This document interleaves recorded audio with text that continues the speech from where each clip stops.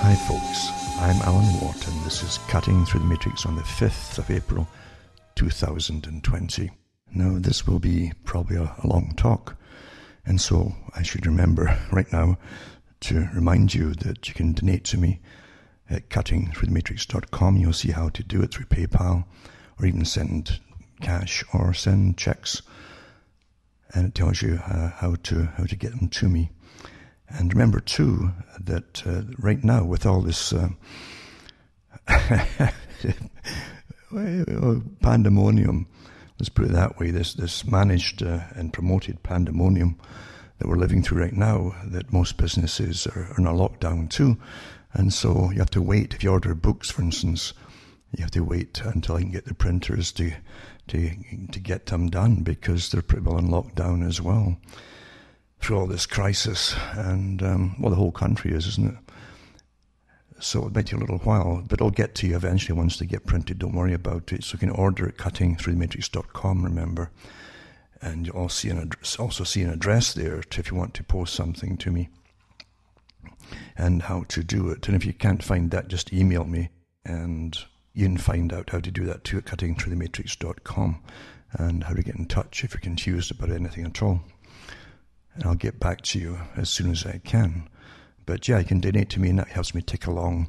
And I've got expenses here naturally, and my equipment's really old. All of it. It's very simple, but it's still expensive to me. That is, at my level of income.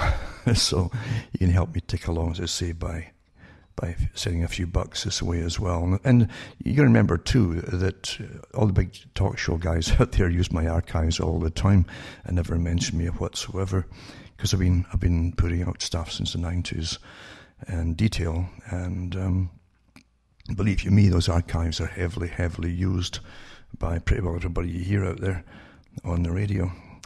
So anyway, I'll get back to the talk now. Hope you're all doing okay under these incredible circumstances, and what a time it is to be, I don't say alive anymore, I just say existing. We're existing in a form of under lock and key pretty well across a good part of the globe. I'm pretty certain too, like most big things that happen in the world, we're living through a time where things are not just happening as we stumble down through time, but there's a lot of planning goes into everything, of course. What it does show you under this particular period of time is the global management of this whole system, which really is quite interesting, because as I've talked before in the past about how stars are made from scientists and even historians now, they make sure you follow them all, and you've got Neil Ferguson, who's a guy that's often quoted by governments for his predictions, basically, supposedly of what's going to happen with most things in life, according to the past histories and so on. And yet it's to do also with computer modeling. Very, very important. Because I was thinking about that just before I came on, and everywhere you look, even whereas Toronto or the States or other countries in Europe, and China too, they're using computer models to predict the future. It's quite fascinating, really, to realize that the talks I gave back in the 90s are all really coming true, to do with a religion. As they take religion out of the picture, they really replace it with a new religion, because that's what people seek. Religion, they seek answers to things which frighten them, or they can't understand, or the fact too that we're living and we die, and most folk don't like that. And the ones at the very top really don't like it, because they love living. They enjoy it more than anybody else, because they get the best treatment for everything. They even have life extension and that's quite open actually, at very high circles. And even with talks they give in certain countries, they've got a spare $7 million or more. They can keep you alive till 140 if you so wish. So we're living in amazing times, as the elites go all out to make sure that they keep living forever, as long as they possibly can. Because life's pretty wonderful when you get up in the morning and you really don't have a care in the world. It's what most folk can't understand, literally not having a care in the world. People who are brought up with butlers and servants and so on, from childhood, where even their clothing is laid out in the bed for them, and they're helped to get dressed. They sail through life. They don't get up thinking about bills to pay, because it's all taken care of by managers and estate managers and so on that deal with all of that. And they get into their chauffeur-driven cars, and they have no idea, and they care less to know when it was serviced or just out of the garage, and the other one was getting used in the meantime. As it gets, they have none of that. They don't even know how where the oil goes. They probably don't even know if there's oil in it or what it's for. These things are literally unimportant. It's all taken care of by other people, little people. That's what they call the little people. And they love life. They really, really love life, because it's so wonderful to them. And they have the best medical care the money can possibly buy. And they don't even worry mainly at the top here about cancers anymore, because they have the stem cell projects underway. They're really old projects going back to the 1970s, but only now they're allowing people down the totem pole, if you've got the cash to actually get in on it and get certain cures. But they've been using that since at least the 70s, maybe the 1960s, for the wealthy elite already, which means they're onto something even further when they allow that level to be sold to the public. So we're living through amazing times, as I say, where we're being told by our masters, really, to be absolutely terrified. And there's so many things you have to notice about it all, really. For years now, especially since the Leveson inquiry in Britain, the Lord, who basically was given the task to censor all journalism in the UK.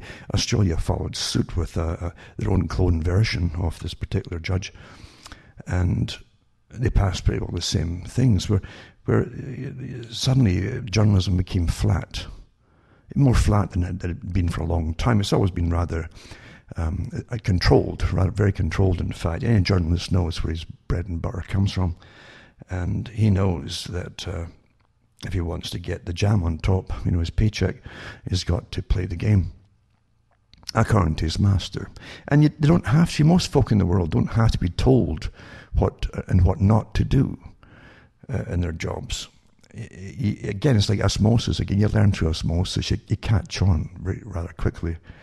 And there are certain smiles as things are said, and knowing smiles, and you give knowing smiles back because you say, I understand, and that's how things really work. So you have to be complicit in what you've agreed to, even though it's never verbally spoken directly. And that's how things really are in this world in which we live. But after that so-called inquiry, and they came out with the laws and so on, journalism became even flatter than it had been for an awful long time. And so for quite a few years now, and I've given many talks on it, people had tuned out. And they all knew it. People were on the internet and so on. But people had tuned out of regular media. It was so flat and unresponsive and boring and repetitive, and it wouldn't tackle any important subjects, which were obviously people were well aware of. Things were happening, but they wouldn't report on it so they were completely ignored and discredited big time. But you understand that happened as well. Even in 2001, that went flatter then too, as the big lies took place, the noble lies to conquer the world and all that, or conquer their enemies. And they call it the noble lie. That enemies living in caves did it all, and stuff like that. And so you have to go along with a noble lie. So the greater good, you see. And they talked about the need for the noble lie. And they put it into university talks and everything else too, for up and coming people who would be part of the future media that's now in the flat response time that we're in today. So anyway, you've watched it going downhill and down the hill and down the hill. It was always biased, of course. You had literally black and white newspapers. That you always had the left wing and the right wing. And even their symbology is quite fascinating. And their terminology for what they call themselves. Very, very telling in the so-called Masonic circles as they play the game, But really, they had lost all credibility very rapidly since 2001. It really escalated up until, let's say, the inquiries in Britain. and the laws were getting passed and all that. And then the rest of the world has followed suit. And since then, it was just dead flat and boring. And they kept giving you heaps and bucketfuls of trivia and celebrities that replaced what used to be called news. And eventually, people would start to think it is news, But it's not. News is not something to do with personal lives of the rich and famous, regardless how, temporary they might be, but in celebrity status. But that's what they replaced it all with. And we've all lived through this. It's so completely disregarded. They're losing money. They had their hands out everywhere. They tried every gimmick in the electronic systems of the internet to try and get people to subscribe and pay for the news that they would give you and so on. And often even what they give you now is still commentary, and very weak and very politically correct commentary at that. So it doesn't have the credence it used to have a long time ago. Do you realize that literally almost overnight, with this hype about, oh my God, we're all going to die, you're all going to die, the big horror story, mass hysteria was created. And I've given talks many, many years ago, and not so long ago again, about how horror stories work. And it's to do with the limbic part of your brain, the so-called primitive part too, that has all the different functions in it for survival, and all the basically that uninhibited part of you that has to survive at all costs. And it's not really a thought-through process. You just do it, and it happens. And the fight or flight and so on syndrome that kicks in too. And that's why you watched movies, especially horror movies that are pretty bad. I've watched lots of horror movies that are awfully bad. Some of the old ones compared to what they're putting out today are virtually classics, with fantastic acting compared to what they put out today. But anyway, that's a different story. Yeah, I'm talking about even the B's and C's and so on. At least they weren't cussing and swearing every sentence and etc. But anyway, the reason you watch these horror stories is because you are, and I've said before many times when I've talked about the subject, you're in the position, the person who's getting chased or hunted or going to get eaten or whatever it happens to be, and you project yourself there. And with every turn and twist as you're getting chased or whatever it happens to be, you're getting set up to be killed or whatever, you're on almost on high alert, like the person in the movie. You project yourself into them, and that's why you watch them, even when it's bad. And if you turn your eyes away for a second, you see, this is awfully important. That's the moment you might find out, if you hadn't seen what was going to happen, or the movement of this creature, or whatever it was that was going to eat you, you might get eaten, you see. So your mind is attuned for pure survival, and you've got to be incredibly wide awake to watch it all and see it all, so you can deal with it in case it happens to you, see. And that's why you watch it, no matter how bad it really is. Some of the things, mind you, are so bad today, you might just want to die anyway. It really is so bad, some of these movies. I often wonder if that's what they're meant to do, is just kill you off out of boredom. But the old ones are pretty decent, really. Even when they had little rubbery figures, they were supposed to be monsters and stuff, it was quite good, because they were enthusiastic the way they projected across to the public. You kind of had to get into the Shakespearean type mood of it all, where the audience would participate in a sense in the actual play. But it worked out okay.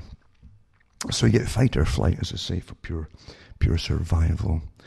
And that's what you watch. Well, that's what you're getting today. And that's what the media's resurgence, an overnight resurgence out of almost a decade, more than a decade of complete mediocrity. Overnight, through a terror, I think, event, you see, suddenly the whole planet's tuning in case they miss something that might save their lives.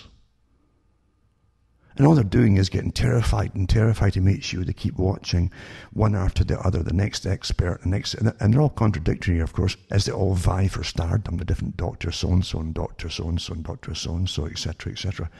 And they all vie for the stardom, you see. It's interesting to really study humanity in these times, as we're being all studied incredibly minutely at the moment. It's astonishing to see them all come forth, and all the egos clashing and so on.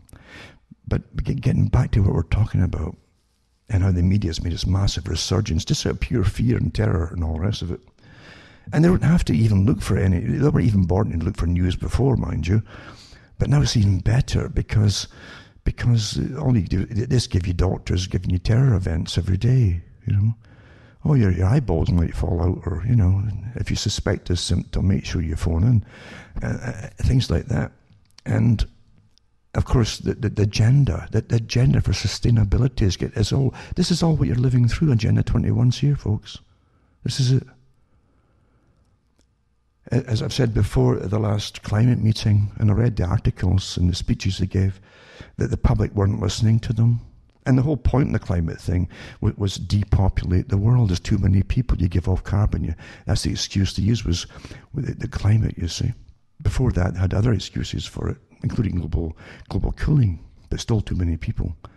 It's almost the same thing, because the real thing they're getting at is there's too many of you, and we want to depopulate you. It goes all the way back to before even the 20th century started, all the organizations that were on board with this. So here they are, fulfilling it all. You see, they said at that meeting that people were not listening to them, they weren't obeying them and consuming less and all the rest of it. They'd already got you into a post-consumerist society, post-industrial type society, as some of their heroes of the left. They're really the heroes of the ultra-rich at the top, like Maurice Strong, who was picked up by Rockefeller, groomed by him, and put in charge of oil fields to learn the trade. That's how they do it, folks, And then they set him out there as supposedly this kind of strange international socialist type character who is in charge of all the climate, and he's in charge of consumerism and anti-consumerism and sustainability and biodiversity, etc., etc., etc. I made into a star by the machine again too. But Maurice Strong said the same thing, that by the time we were finished, when he was asked at one of his big meetings after I think it was a Rio summit, and it's a famous paper put out on his speeches that he gave, and a person who was there at the time asked him, who stood in for his son. His son had got ill or died, I think, and so the dad went up and to attend the meeting, and he talked to Maurice Strong, and he broadcast what happened at the conversation on the international radio at the time. And he's talking about what you were just talking about, he says to Maurice. He says, you're talking about giving rights to animals and trees and everything else. And he says, but what about the people, And Maurice Strong said to him, he says, when we were finished, he says, you wish you had the same rights as a tree. This is not a people-friendly organization that Maurice Strong, he was a front man for the ultra rich. You understand? A complete frontman, and ruthless with it too. So you've got to understand what you're dealing with here. And this agenda here has been rammed through everything that they couldn't get through the sustainability agreements and the Millennium Projects and all the rest of it to reduce population and consumers. And Maurice Strong, remember, also said that we must destroy and just completely dismantle all progress the West made in industry. That's what he said. To bring into a pre-industrial society. Well, pre-industrial, it was not a healthy place for most folk. Folk died quite often with colds and things and influenzas all the time because they were so unhealthy, and they were starved. Most folk were bulk starved basically, and malnourished in places like Europe, different countries, especially Britain, that never looked after its working people. So yeah, we're dealing with an agenda here getting rammed through.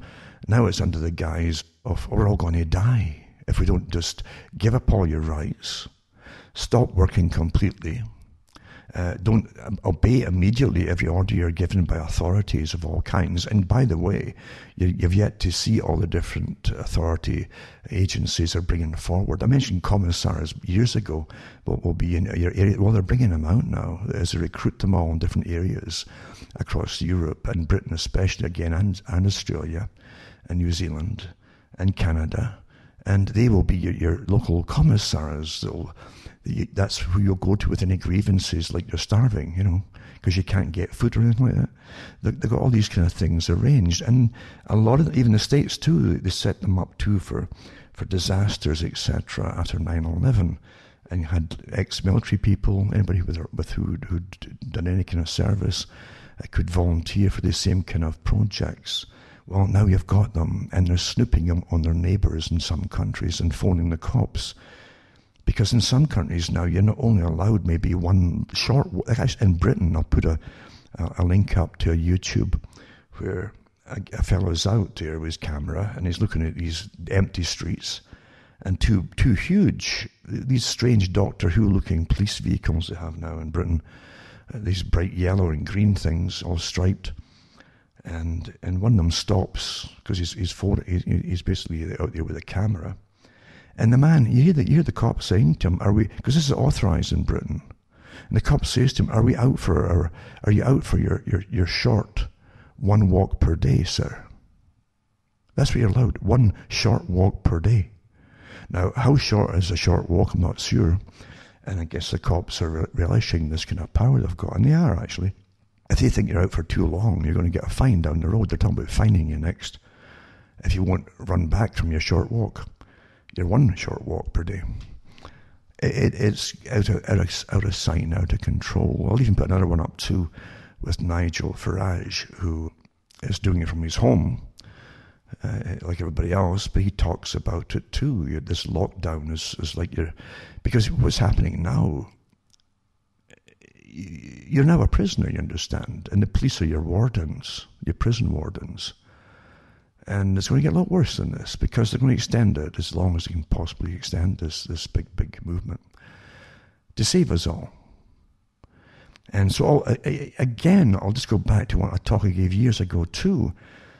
When I was talking about the Green Party in Britain, a long history of it, and I won't go into the beginnings of it, but they're quite fascinating themselves. But it was a leader of the British Green Party, or one of the leaders, the other one's quite interesting too, but the woman who was in charge, the spokesperson at the time for the party a few years back, maybe 10 years even, I don't know, she said that she had nostalgia for the way it was in World War II, when you're getting bombed back from Germany and everybody was rationed, and everybody had to go into, a lot of people in London had to go into the underground, and they'd have these party songs. That's how they projected in old movies. Of course, it was miserable in reality. But she says that was wonderful, and the people all pulled together, and they didn't complain about authority and authoritarian system because it was wartime, and they all had to pull together to get through, and they didn't complain about rationing and all the rest of it. This is what she hoped to bring into Britain. That kind of obedience, you see. And you just quietly suffer things like starvation. But she thought it was wonderful. Well, here you go. What do you think this is all going to lead to? What do you think it's going to lead to?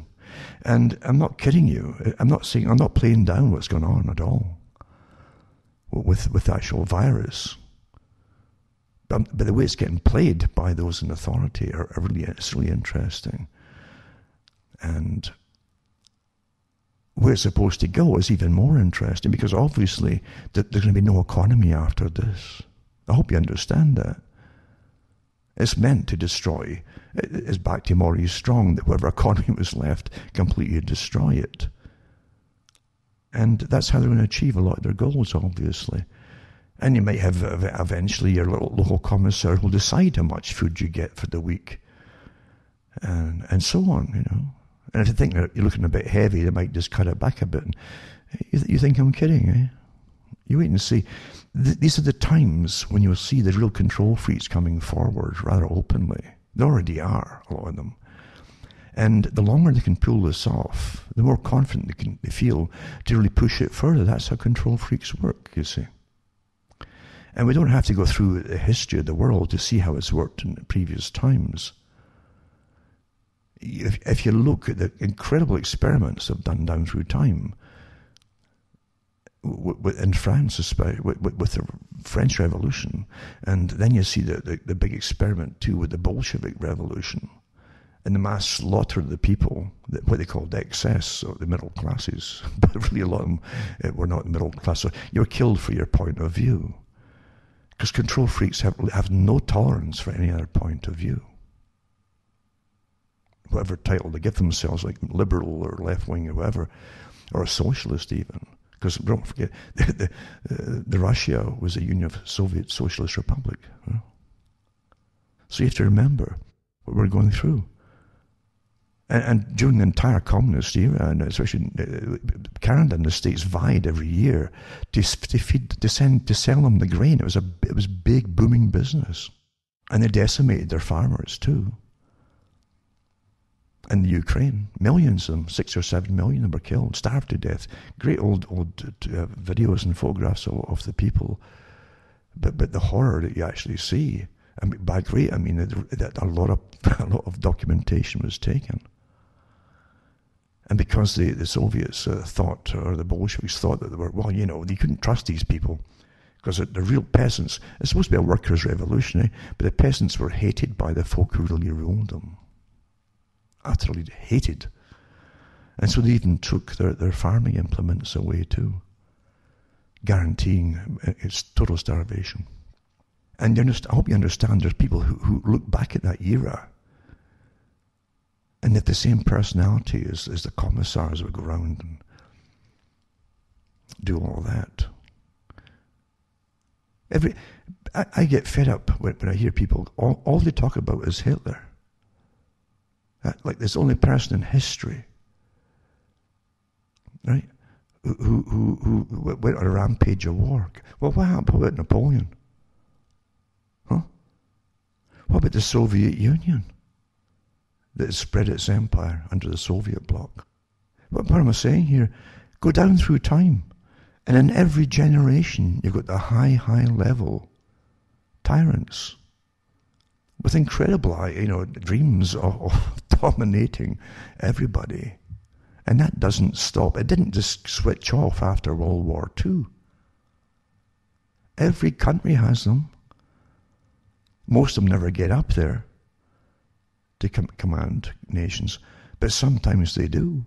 And in times like this, you got to be so careful, because it doesn't mean that they even have the brains of previous tyrants, you see. But they have that spark in where they want to dominate other people. There's a sadistic streak in those who decide that they know how you should be living. Incredibly sadistic. In fact, they hate you, I think. I think it's part of it. It's a sadistic, psychopathic system where a psychopath, as we know, will give complete allegiance to the officer above them, a rank above them, and complete contempt and arrogant nastiness to the people beneath them, including the next commission down, basically. That's how they are. That's how they really, really are. And it doesn't stop through time, like, oh, somehow you're evolving. No, it's the same characters, same types of characters. I'm sure we've all met them in different occupations that people have had in their lives. So you meet them at school even. And it's quite astonishing to talk to them. Sometimes they can be awfully honest with you. Psychopaths can be awfully honest at times. If they can't get something from you, or they don't want something for you'd be surprised how honest they can be. And if they conquer, or are caught conquering through even the ones that end up in prison, because that's what they're really doing when they do whatever it is they pull off. It's a form of conquering. And they beat somebody. It's a one-upmanship thing. And they have tremendous egos. They are almost pure ego, a psychopath. The cleverer ones can hide it to a good extent and use it and excel in business and become utter tyrants in the business field. Ruthless too. But we've all met them, as I've said before.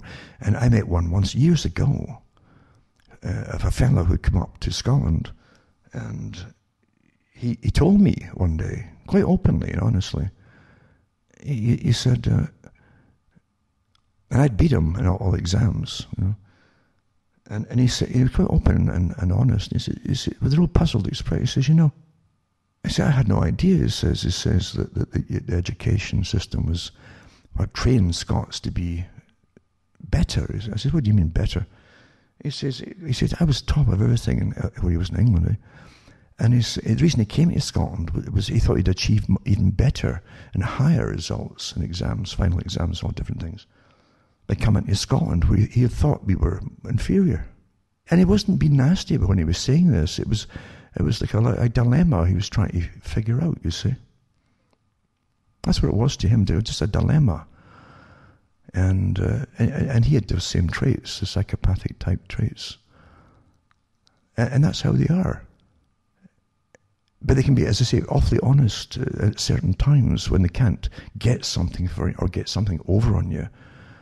They can be very, very honest. When they're caught, the ones who get caught and end up in prison by doing something illegal or whatever, they love to boast. They'll suddenly come out with what they've done because it was so clever, and aren't you really amused and impressed by what they've done?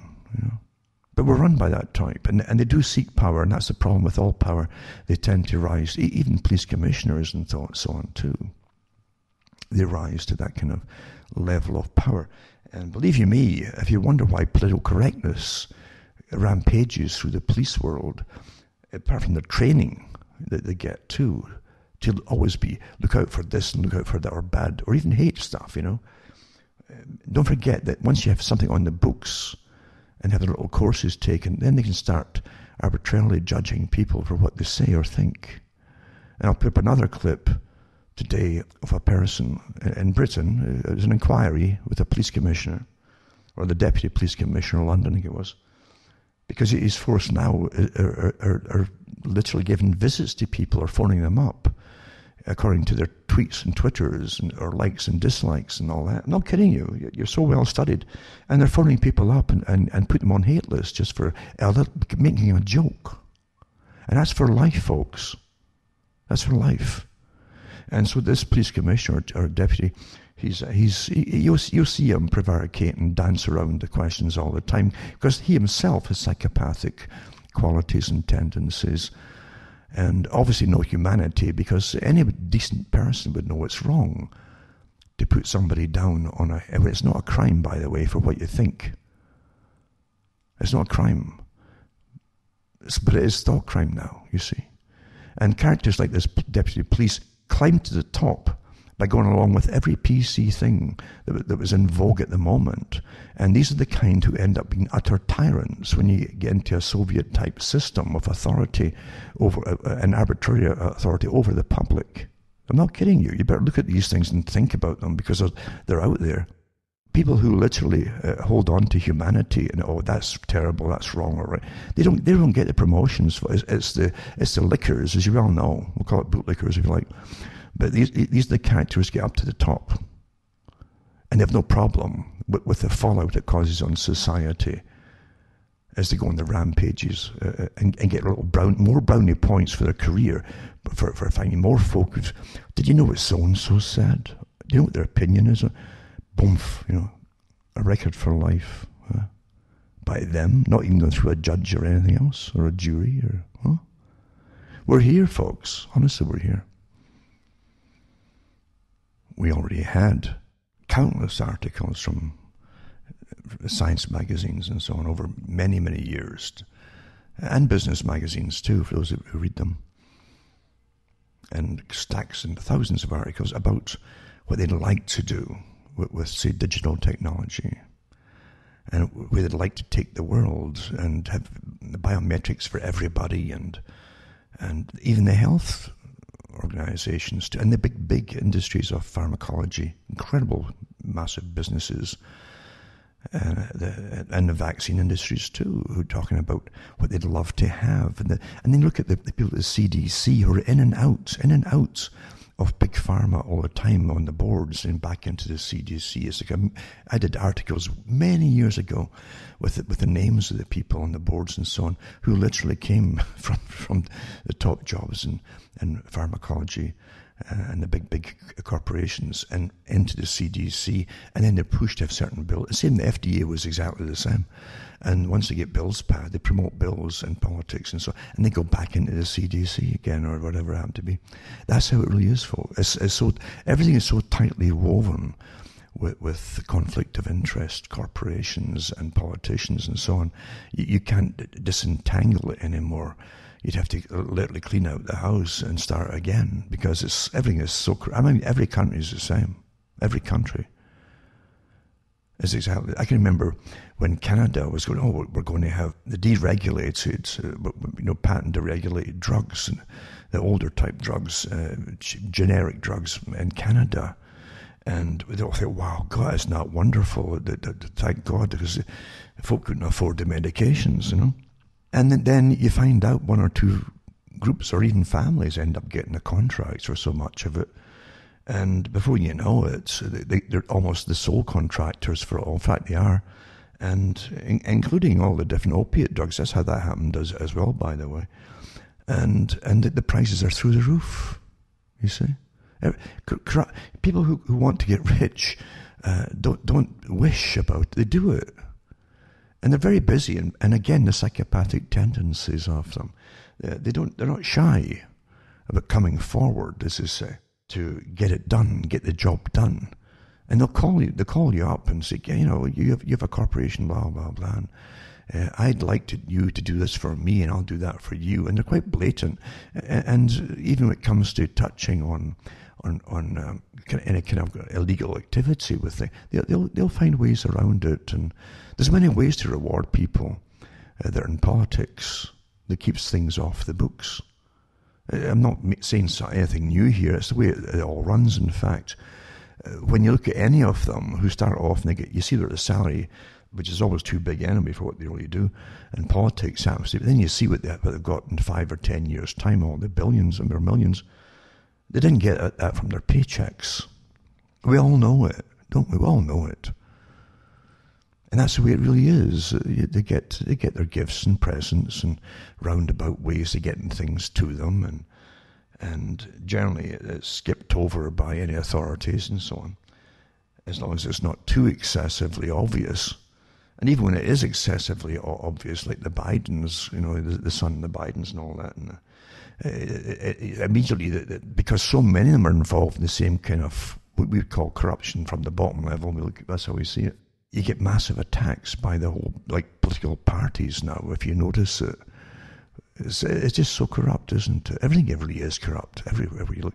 The same thing in Britain, is like, growing up, I noticed it, all the different lords that were up in the House of Lords, especially, and a lot of the top politicians in the House of Commons, they were involved in defence during the Cold War. It was booming business, where they'd all have, they'd help to push for the contracts for the big companies that made the missiles, especially, and tanks, of course, naturally, and submarines, big business for submarines, nuclear submarines.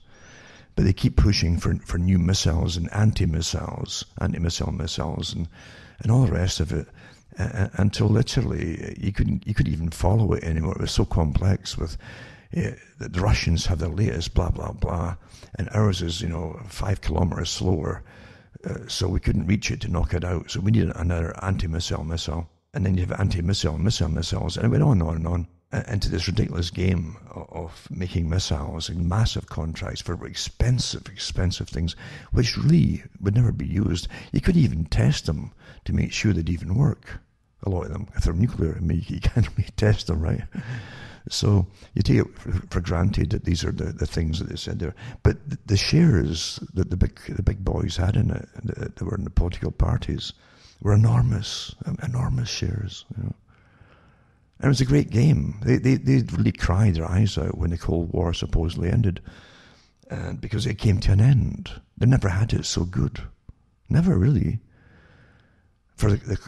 And the weapons wouldn't last that long. Oh, we had to dismantle them. They're obsolete now, but the ones today are faster. The ones from last year are just too slow. So a constant making new ones. And I don't know if you ever saw any of the good propaganda documentaries put out by the CIA, for instance, or the Department of Defense. All countries have them, and they showed you these big minaret towers they have in some of the Islamic countries, and they all have them really, and that's where they sing their prayers from and so on in the morning. In different times of the day, but they said, this is the latest one we've noticed, and they'd pick out a Soviet bloc country, and they said, look at that, inside there, we know they've got up, and they reel off this long, SFX, blah, blah, blah, blah, blah, missile built in there, It was straight out of Mouse on the Moon, the old comedy movie, straight out of that, but they actually used that, and that was taught for like 25 years to every recruitment group that came in. in intelligence and showed, look at that, see that, inside there's definitely and they did it for different ones too. And so we need another X blah, blah, blah, blah, blah, anti-missile to find it and kill it and destroy it. See? Great business, great business, isn't it? And when it's done with governments, then, and this is the beauty of the banking system, Britain started it off with the Bank of England, and then they could lend to government, you see, for its projects, and they put down the people as the guarantors to pay it all back. That's beautiful, really, eh? And then the state followed suit with its Federal Reserve for World War One. To get into that, and then the taxpayers are put down, and income tax comes in, all the rest of it, to pay it off, etc. It's quite an amazing racket we live in, isn't it? And then you find out your governments are like semi-bankers, because after end of World War II, they'd already set up this economic development corporation. They call it. Every country had a set up to do it, Overseas Economic Development Corporation, and they'd appoint politicians in charge of it, and they would lend your money across the planet, supposedly to help bring the third world countries up to standard, and they put factories in, or they build factories and that for them. Wherever the work was cheapest, they used this money for the labour. They built the factories and all that. And then they used the taxpayers back home as they cut their jobs back. There's no factories left in your own country. They made you pay for it all. It's a complete racket. Complete racket. And if the labour got too expensive in one country, they simply uprooted and built another factory using your tax money again, and the borrowing from the central bank to build it somewhere. And then your bank, you see, your bank, your government starts ending up like a bank. Your government ends up like a bank as well. It's lending out to countries now. Well, where did they sneak that one in? They're electing government so they can lend money out or even give it away to other countries without asking the people. Well, that's how governments actually work. It's got nothing to do with democracy. They're hoping that nobody's going to bother asking the right questions. And of course, the ones who pretend that they're left-wing are not going to rake the muck up either and say, well, we don't agree and you're giving your tax money away to other countries. And they'll never say that, will they? Which tells you a lot in itself. If they're all for fairness, now why should the people constantly pay money out so that your government can supposedly give it away or lend it out to certain countries, knowing they can never pay it back? And then they have movements going back in the country that's the guarantor to make you think that, oh yeah, it's a nice thing, it's a charitable thing to write off. Well, it's not written off. You're now paying for it. The guarantors, the citizenry of the country that lent it, are now the guarantors to pay it off. And as soon as you tear it up and pay it off, your government immediately gives them another loan. It's a complete financial racket by con men. That's how it is. And they use the left wing too. Oh, it's good to write off the debts. Well, they're not written off. We're still paying them. We pay them, you see. Never-ending racketeering, really. And that's how the world really works, because it's not Disneyland. It's not a happy little place with nice, clean little middle-class streets and everybody on bicycles and everybody knows everybody else. And so it's really pretty nasty at times.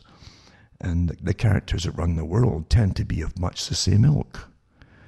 And if they have the right qualities of psychopathy, it doesn't matter if they're right-wing or left-wing or what they happen to be, they're recruited by organizations. Because if they're psychopathic and they've got a bit of brains in them, they can be useful, awfully useful to those that run the world. That's how they recruit them. It's like the civil service. Most of the civil service, in most countries that I know of, the people don't even go through into universities. They're often recruited right from high school. And that is their apprenticeship, is once they get in at the bottom level. And they're there for life, That's their jobs for life. They know what they have to do, and they're well rewarded for doing it, well rewarded. And they're often intergenerational. They marry each other, a lot of them. And that's because they don't have to have resumes put in. Their parents are their resume, and their grandparents. They're like lineage. They're generations of bureaucrats and civil. That's what George Orwell or Blair, and his real name was Blair. That's where he came from.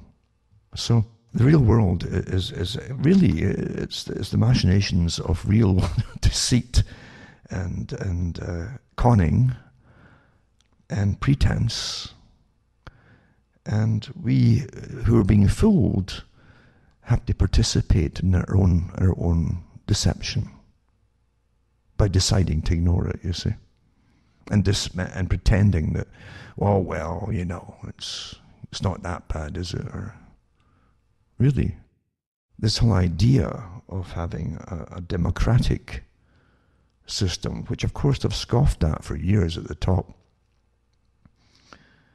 is it's a nice myth, basically. It's a kind of a myth of the past, and it's and again, it's a utopic vision of a future that you're always working towards. You suffer now, so it's like down the road they're going to like it. Well,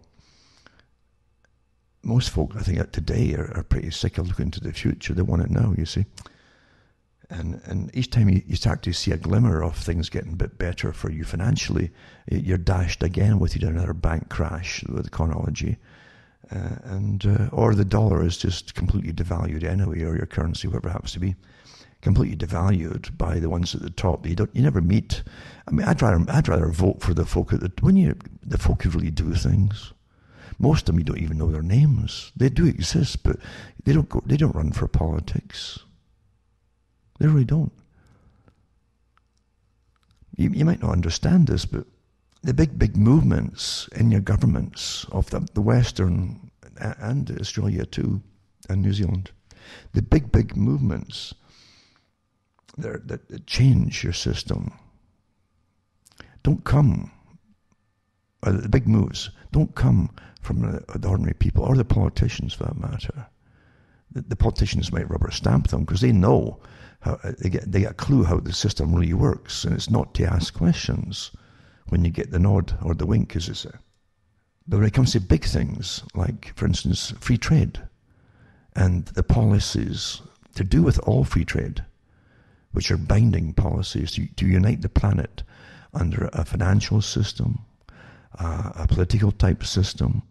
We've been through this before many times in my talks with free trade and the Royal Institute for International Affairs, the CFR in Americas.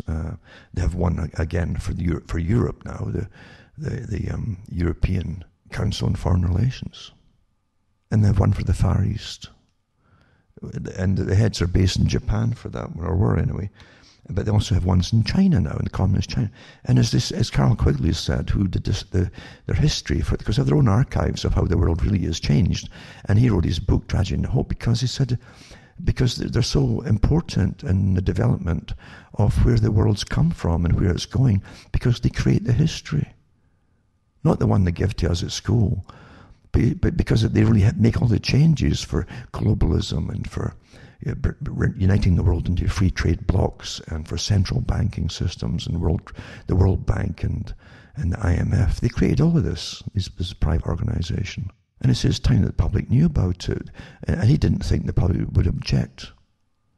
So, yeah, the free trade deals, including the old NAFTA deal, the USMCA deal, same thing, was drafted up by members of the Council on Foreign Relations. Some inside politics, a lot outside politics, but most of them you've never heard of. And they also drafted up the ones for the European amalgamation, for the European Union years ago. Private body of an organisation. The name is most folk had never heard of. And they always get a front politician, you push it through. But the ones who really plan it all and do it all are never running for election on anything. They're appointed into a cabinet or over a house or a cabinet or a department, and that's how it's done. The free trade for the NAFTA deal for Canada was an outside appointment. The man was put in, Simon Reisman, who looked over the affairs of the preordained affairs of Canada. Canadians didn't know it, but it was a completely rigged thing from the beginning. Private organizations. That's how the world's run. And these same private organizations with their guys in suits and ties and all that, and when you see them smiling and grinning at you, you better remember that face can turn into a very evil entity if you disobey them, because they're psychopathic, you understand? That's the real world. That's how it's run. And they come to the fore when power is up for sale or up for grabs, as you're seeing today. And they're coming out of all professions too. It's quite interesting to see the professionals come out. And you get the sociologist one. So, there's too many people anyway. And the same with the climate change group, They're all fronts for the big foundations behind them. And, there's too many of you, and, clean the world, and all the old folk will die, they say, and it's like it's a good thing. They're all coming out. Because this is a thing I've noticed with psychopaths too. Because they're ambitious, you understand. Some of them are ambitious. And the really intelligent ones know when to keep quiet. They'll watch the course of things before they make a move. But the ones that are chomping at the bit, maybe a bit younger or whatever, they come out openly thinking this is the time they can express whatever they really think. And then, it'll help depopulate the world, just like the climate change agenda wanted. And if you bring into austerity, then a return of sickness and malnutrition and more child mortality and childbirth, etc. And etc. It's just open. There's nothing secret about it. If you're bringing folk into austerity, I hope you understand what I'm just saying about austerity here. The plan that they said they have to force on the world, and I gave the talks on austerity at the United Nations and all the organizations associated with them to do with austerity and what it meant and all the rest of it. The politicians all signed on to different bills to rubber stamp. Well, bingo. Here it goes. We might have to bring in rationing. My goodness. Well, nobody's earning anything. Well, except for the big corporations that got their hands out and billions get thrown their way, right? And amazing all the different, even the psychologists and the nudgers, the behavioral insights teams are getting millions and billions thrown at them, folks, to manage us and our minds as we go through this and their behavior. They'll get their hands out, all the real happy psychopaths. They can grab it quite without a conscience of guilt of any kind whatsoever. They don't have guilt, you see. But this is when you see them come to the fore. Do you know that in some countries you got doctors sending out notices, not really forms, to patients who have disabilities, physical, and it could also be like Down syndrome, for instance. Folk who have who are not dying, folk who have cancers who could live another 10, 15 years with treatment. Saying that maybe they should consider, if they get sick with this COVID thing, not to go to hospital, but they could request just no resuscitation, and it's sent to the relatives mainly for these people, by the way. Eh? Very clever. Don't let the people know. Sent to their relatives. So quietly they'll put you down as well. Don't resuscitate this person if they get sick with this COVID. It's all coming out now, isn't it? Do you realize during the so-called racial hygiene programs of Germany that they copied really from Britain and the US to do with sterilization, but they also started to just kill the people who had psychiatric problems in mental hospitals and things, and deformities. How come they're always blasting Hitler? And yet, I've seen this kind of thing going on for years in all countries, when the governments get uppity and give more grants out to certain segments of society. But it's done scientifically, you understand. There's nothing personal about killing you, Nothing personal. It's just science, And they're all doing their computer modeling, eh? Our lives are run by computer modeling. I keep thinking about this computer modeling, and Neil Ferguson, already millions and millions and millions are going to die, The guy that they make the star, who believes in empire, and who's pally with all the neocons in America, who made into a star-making machinery. And then he's given advice to governments on what he sees and so on. And this is the programs you're going through, that type of computer modeling of this COVID virus. And I was thinking, as I said earlier, without finishing what I was going to say, but there was, I thought about the song, The Sound of Silence by Simon and Garfunkel, because the lines in it, and that was the big thing back then too, when that was written, that song. It wasn't just the signs on the subway and so on. They're scrawled and painted, like graffiti type signs, which they were talking about too. They were giving you all the warnings, the signs and the warnings of what was happening at that time and what was to come. As science really, they didn't mention the fact that science is rising and rising, except to give hints at it, if you want to think and decipher it. And he said, and the people bowed and prayed. And it's, again, kicking religion out, to say. Because they say that you can take the people out of religion, but you can't take religion out of the people. They'll look for it elsewhere. Well, they've been given it by the ones who displaced it. And it's the scientists.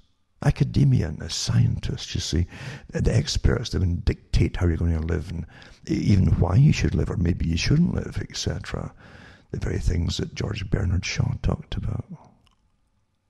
And H.G. Wells and all the other great characters that were made into stars too by the same organization behind them. So in The Sound of Silence, they say, and the people bowed and prayed to the neon god they made. You see, that's your new god, is science. Electricity. I should say it too, that electricity is the elect, the trick of the elect. It's true. Because it's dominating everything. Without this, and I remember hearing a preacher, who's dead now, years ago talking about it. He said, this evil thing, this force, this entity called different names, he said it couldn't achieve its goals without the computerization. They can collect all the data on every individual, not just your names, but everything about you, things you don't even know yourselves. It couldn't happen, and do it so easily and effortlessly, eventually, as a computer is developed across the whole planet, and bring it all together and bring it in. And I thought about that too, because I could see that happening myself. And I thought, this certainly has the power to control everybody's lives minutely. The greatest, this is the true orgasm of the ultimate tyrant that's never existed before. This kind of dream, total power over everybody. So you build a thing with your own hands, and then you worship it like a god.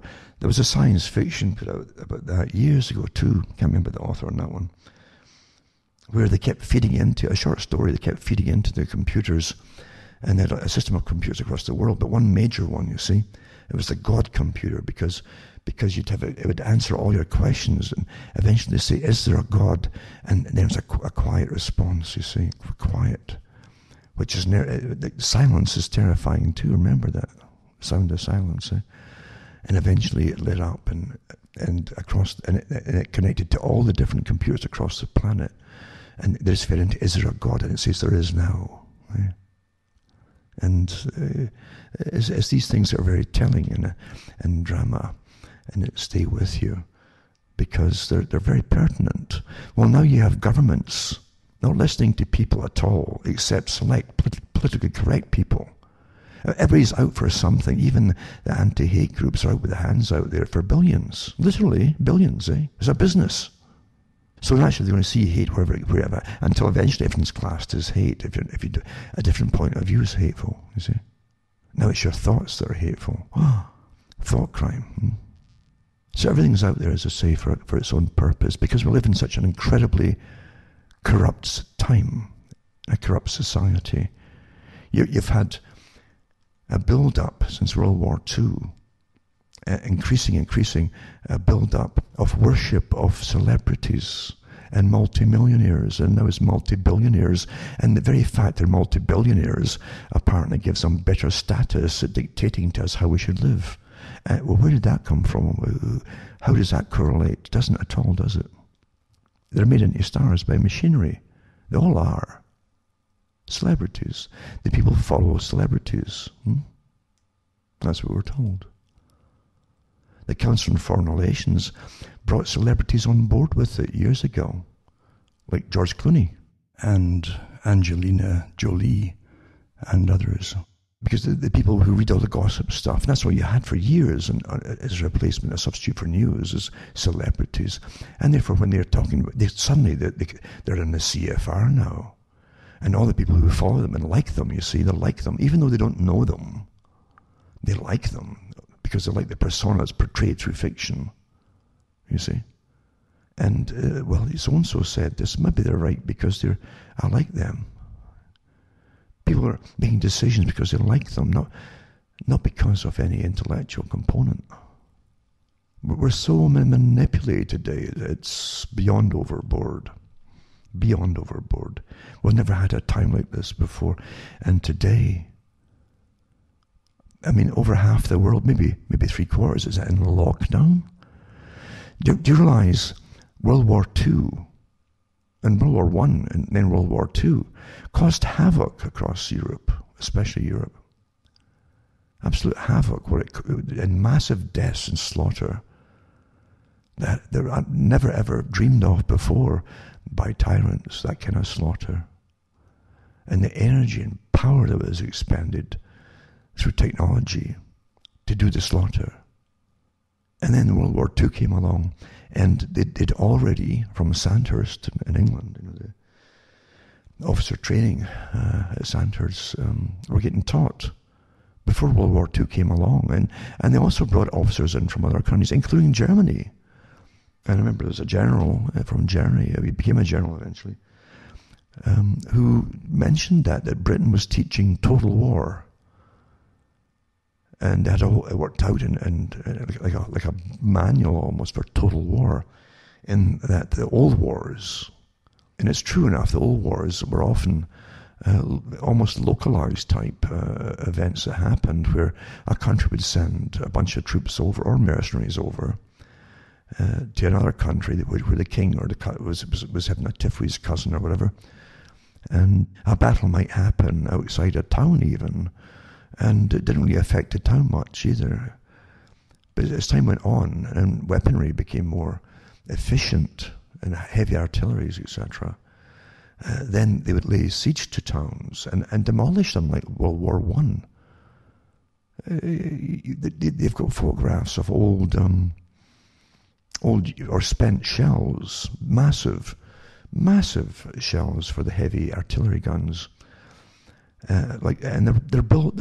You see the people standing down below as these things are tiered up, huge things, about 40 feet high. Some of them, the empty casings, football fields full, and these would come from maybe one main bombardment. They went on for 12 hours straight or more. You can't imagine the energy used to slaughter people. And again, World War II came along, and they had total war, and they said, well, you see, now that we can demolish whole cities like we showed in World War I, then all the civilians are there for legitimate targets, because they all work in the industries that produce the enemy's aircraft or weaponry and all that. And so it's all legitimate now. It's all decided above, you see. And then they go on about Germany bombing targets in England. Mainly, it was Scotland and too, they had Clydeside, and then they hit Edinburgh too as well. Try to get the Forth Bridge at one time, because they thought one of the main ships was there too. But anyway, they started bombing England, and but only after Churchill had told them to bomb Berlin.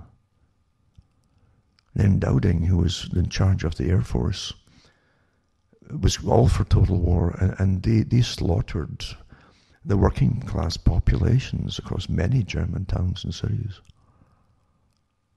And of course they kept it quiet for many, many years after the war, because you're the good guys, you see. But in reality, we do live in a fiction, we really do. And then during the World War II, as it was almost ending, they had a meeting with King George residing over it, about depopulation. There still weren't. They said there were too many folk after the war. It hadn't killed enough. And meanwhile, everybody was all fighting, thinking for their country. and their culture and way of life to protect it all. And then you see what happened in the 1960s. But what a joke we live through is, we do live in a joke, a complete fantasy that's so indoctrinated into us. And every young boy is so susceptible to it, I must admit, because you're brought up with your country is just wonderful. And young guys admire guys in the military. You do that, and that's why you end up going up into the military yourself. That's what happens. And obviously you think your country must be always in the good, or you wouldn't go in the first place, except if you're really psychopathic. But you have to stop really now and say, wait a minute here, that we live in a completely different system than the one we've been indoctrinated into. It's as alien as something from outer space almost, or Doctor Who. It's so alien to what you've been trained and taught to believe. And it's at times like this, when these things happen, these events happen, where things don't make sense to you, then you've got to question it. What on earth are they doing? An example is very simple. Quarantine of the nation is not a new idea. It's almost chiseled in stone. That here's what you do if some terrible pandemic breaks out, like a Spanish-type flu. You didn't sit and wait for it to happen. You know what to do. You close your country like an iron fortress in a sense, with an iron wall around it. You close it right away, according to the data you're given, to call it a pandemic, you understand? You don't call it a pandemic lightly. Especially when you've been watching China frantically going around the streets, spraying stuff and mists everywhere and so on and so on. But you still allow all the planes to come and go into your own country. They're still coming and going, by the way. I'll put a little clip up by Nigel Farage. Just for the little bit that's in it, you might like, which he says in it. He says they're still letting Heathrow's still bringing like 20 flights a day in or more from the infected areas right now, you know. And I kept wondering why we're all getting locked down while they're still bringing people in like this. Well, if you want to make things, and it's not panning out with numbers and all that, then you've got to literally keep it going until you get enough people in to bring more infection into the country, obviously, to make it happen.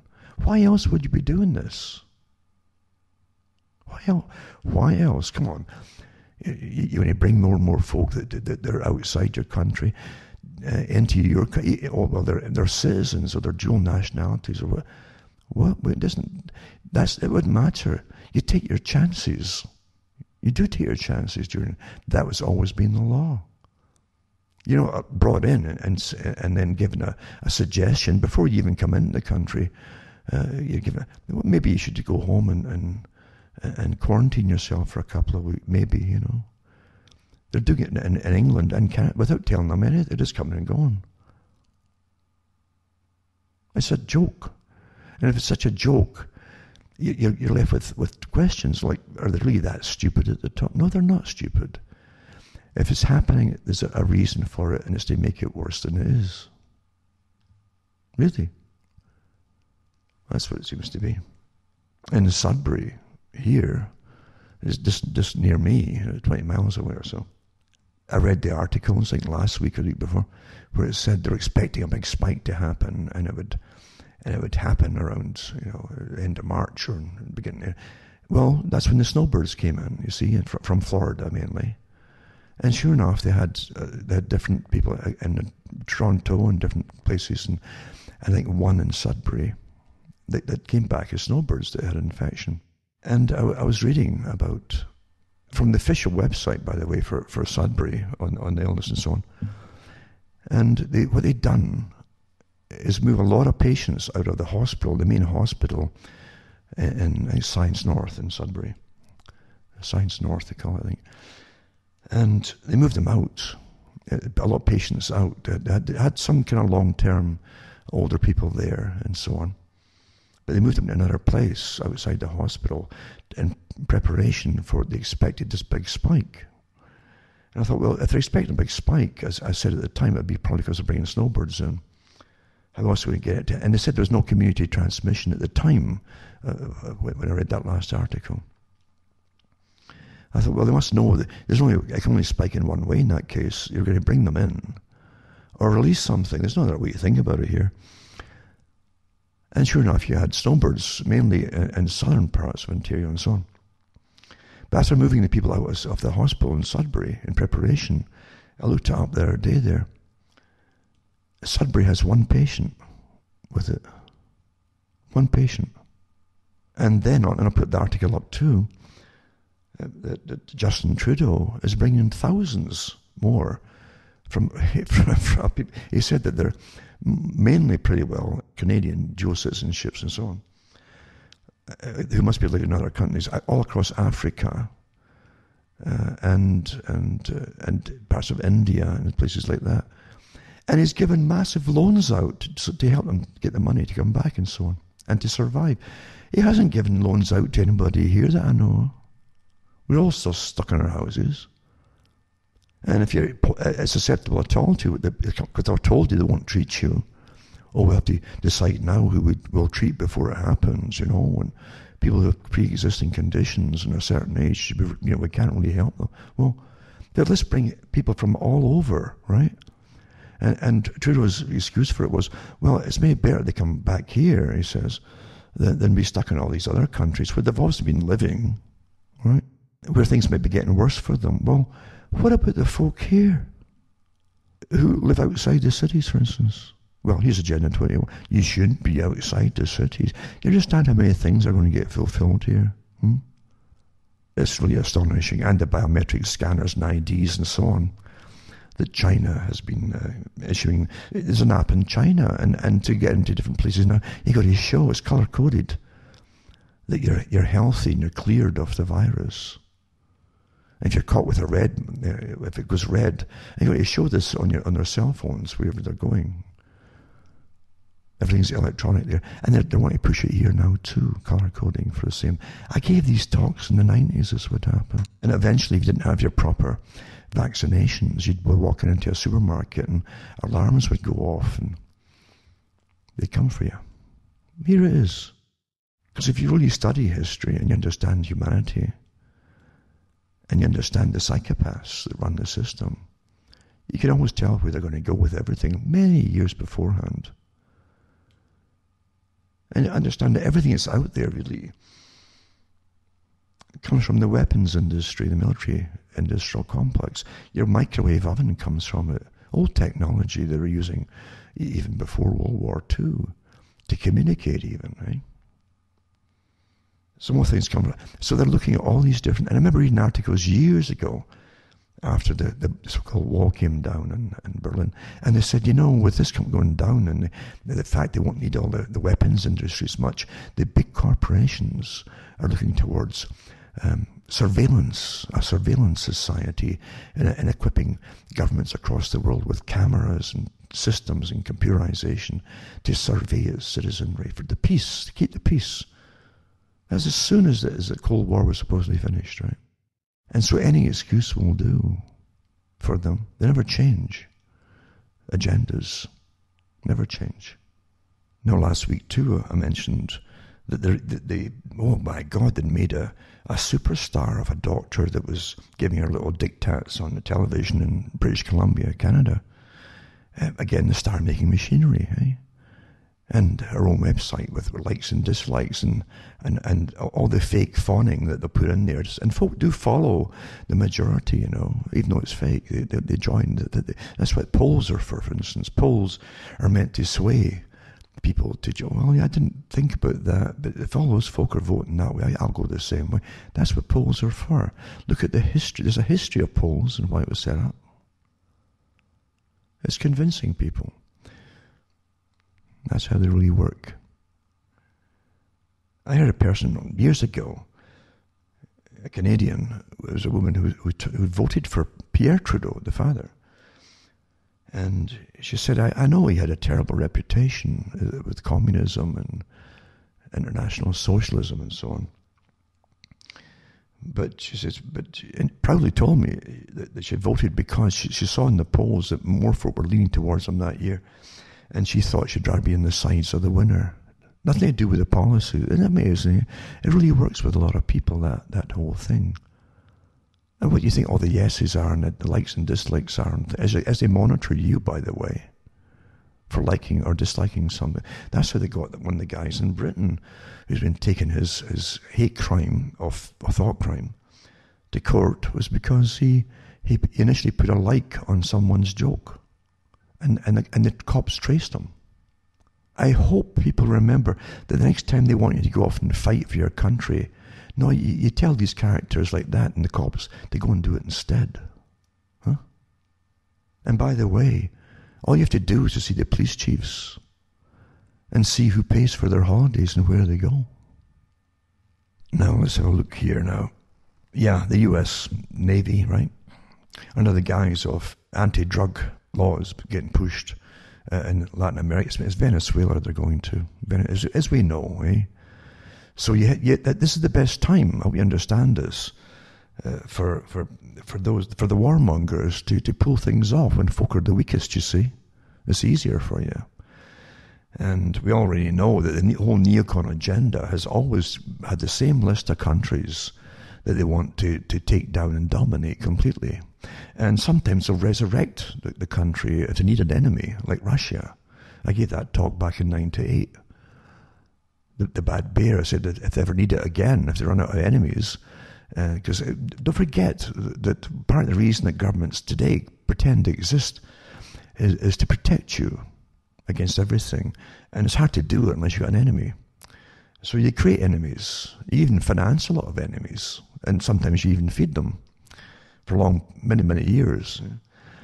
But this is how the whole con game is managed. But anyway, it's the same kind of technique they're using in Venezuela as they did with Soleimani, the Iranian, that the week before, whatever it was, they passed a ruling in America that the Revolutionary Guard, their official military basically, in Iran was there for a terrorist organization, and which gave them the right then to kill folk, because you're not killing enemies, or even friendly enemies, or even non-wartime enemies. You're killing a terrorist, you see. It gives it a bit of semi-plausibility in the different circle. Well, he was a terrorist. And it's hard to say that the US is going around the world just killing folk they didn't like George Bush Jr. said in the official inquiry, where you look it up, you hear him say it. Well, I never said that Saddam Hussein had anything to do with 9/11, even though they kept saying it all for about a year before they invaded. He said he was just a bad man and the world's better off without him. Well, is that a legality for going around the world? I didn't like so-and-so, so the military went over and killed him. We bombed them out of existence. Took them back to the Stone Age. Other things behind it, as we all know, and of course we all know. Of course we do. So the same things happen with Venezuela. They don't like the prime minister that's there. They're against Maduro. They want a regime change, as they call it, a regime. When it's their own politician inside, it's the governmental president or prime minister. But when they want to overthrow, it's a regime change. So you get fed up with it, don't you? It's like Groundhog Day with different names, isn't it? Over and over and over and over again. So anyway, the Navy ships are being moved towards Venezuela as his administration beefs up counter-narcotic operations in the Caribbean following a U.S. drug indictment against Nicolas Maduro. So it's a drug indictment. He's now a drug pusher now, you see. We've heard all this before and seen it before. Listen, the CIA and other organizations, by the way, affiliated with this, are down all across the whole length and breadth of Latin America, making sure this stuff's produced. So let's not even get into that debate about it. We know this from history. We know who's guarding the poppy fields too in Afghanistan. We know that Bush took off the order which forbid the growing of poppies by the Taliban. They forbid it. And once Bush got the troops in there, then they dropped that law and encouraged it to grow again. It just... Oh, come on. Remember the Ollie North thing years ago? Oliver North. And the continuity of government under martial law.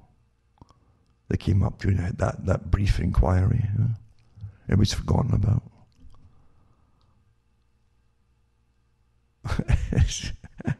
And guns for drugs and drugs for guns and hurrah, hurrah.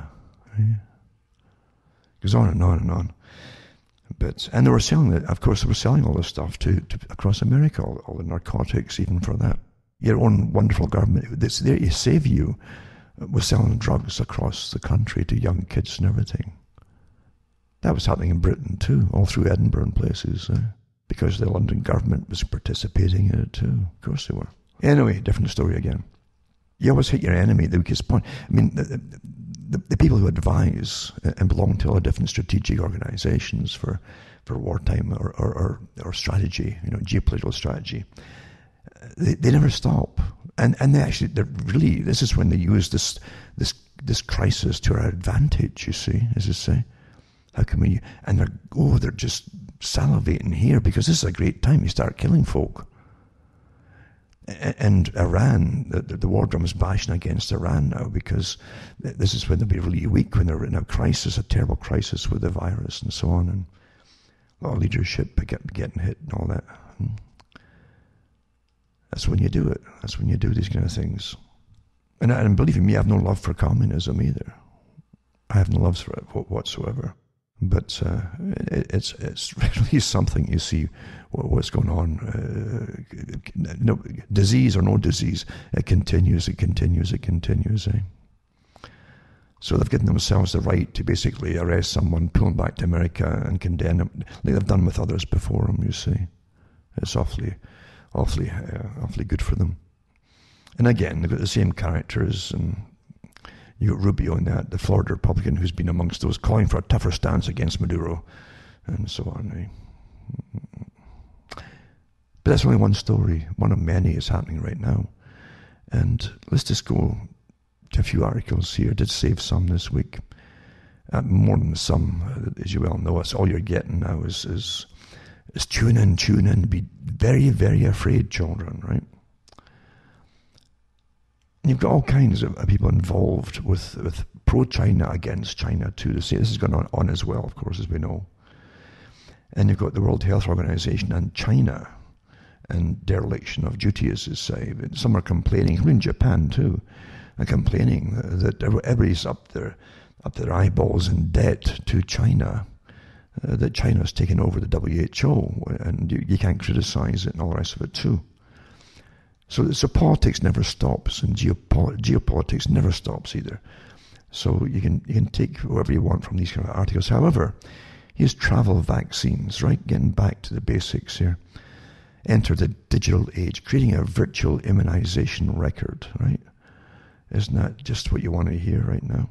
Well, why not? Because China's doing it right now, right? Why not? But this article, travel vaccines, it's not just travel, now it's going to be permanent wherever you are. This article is from March 2016.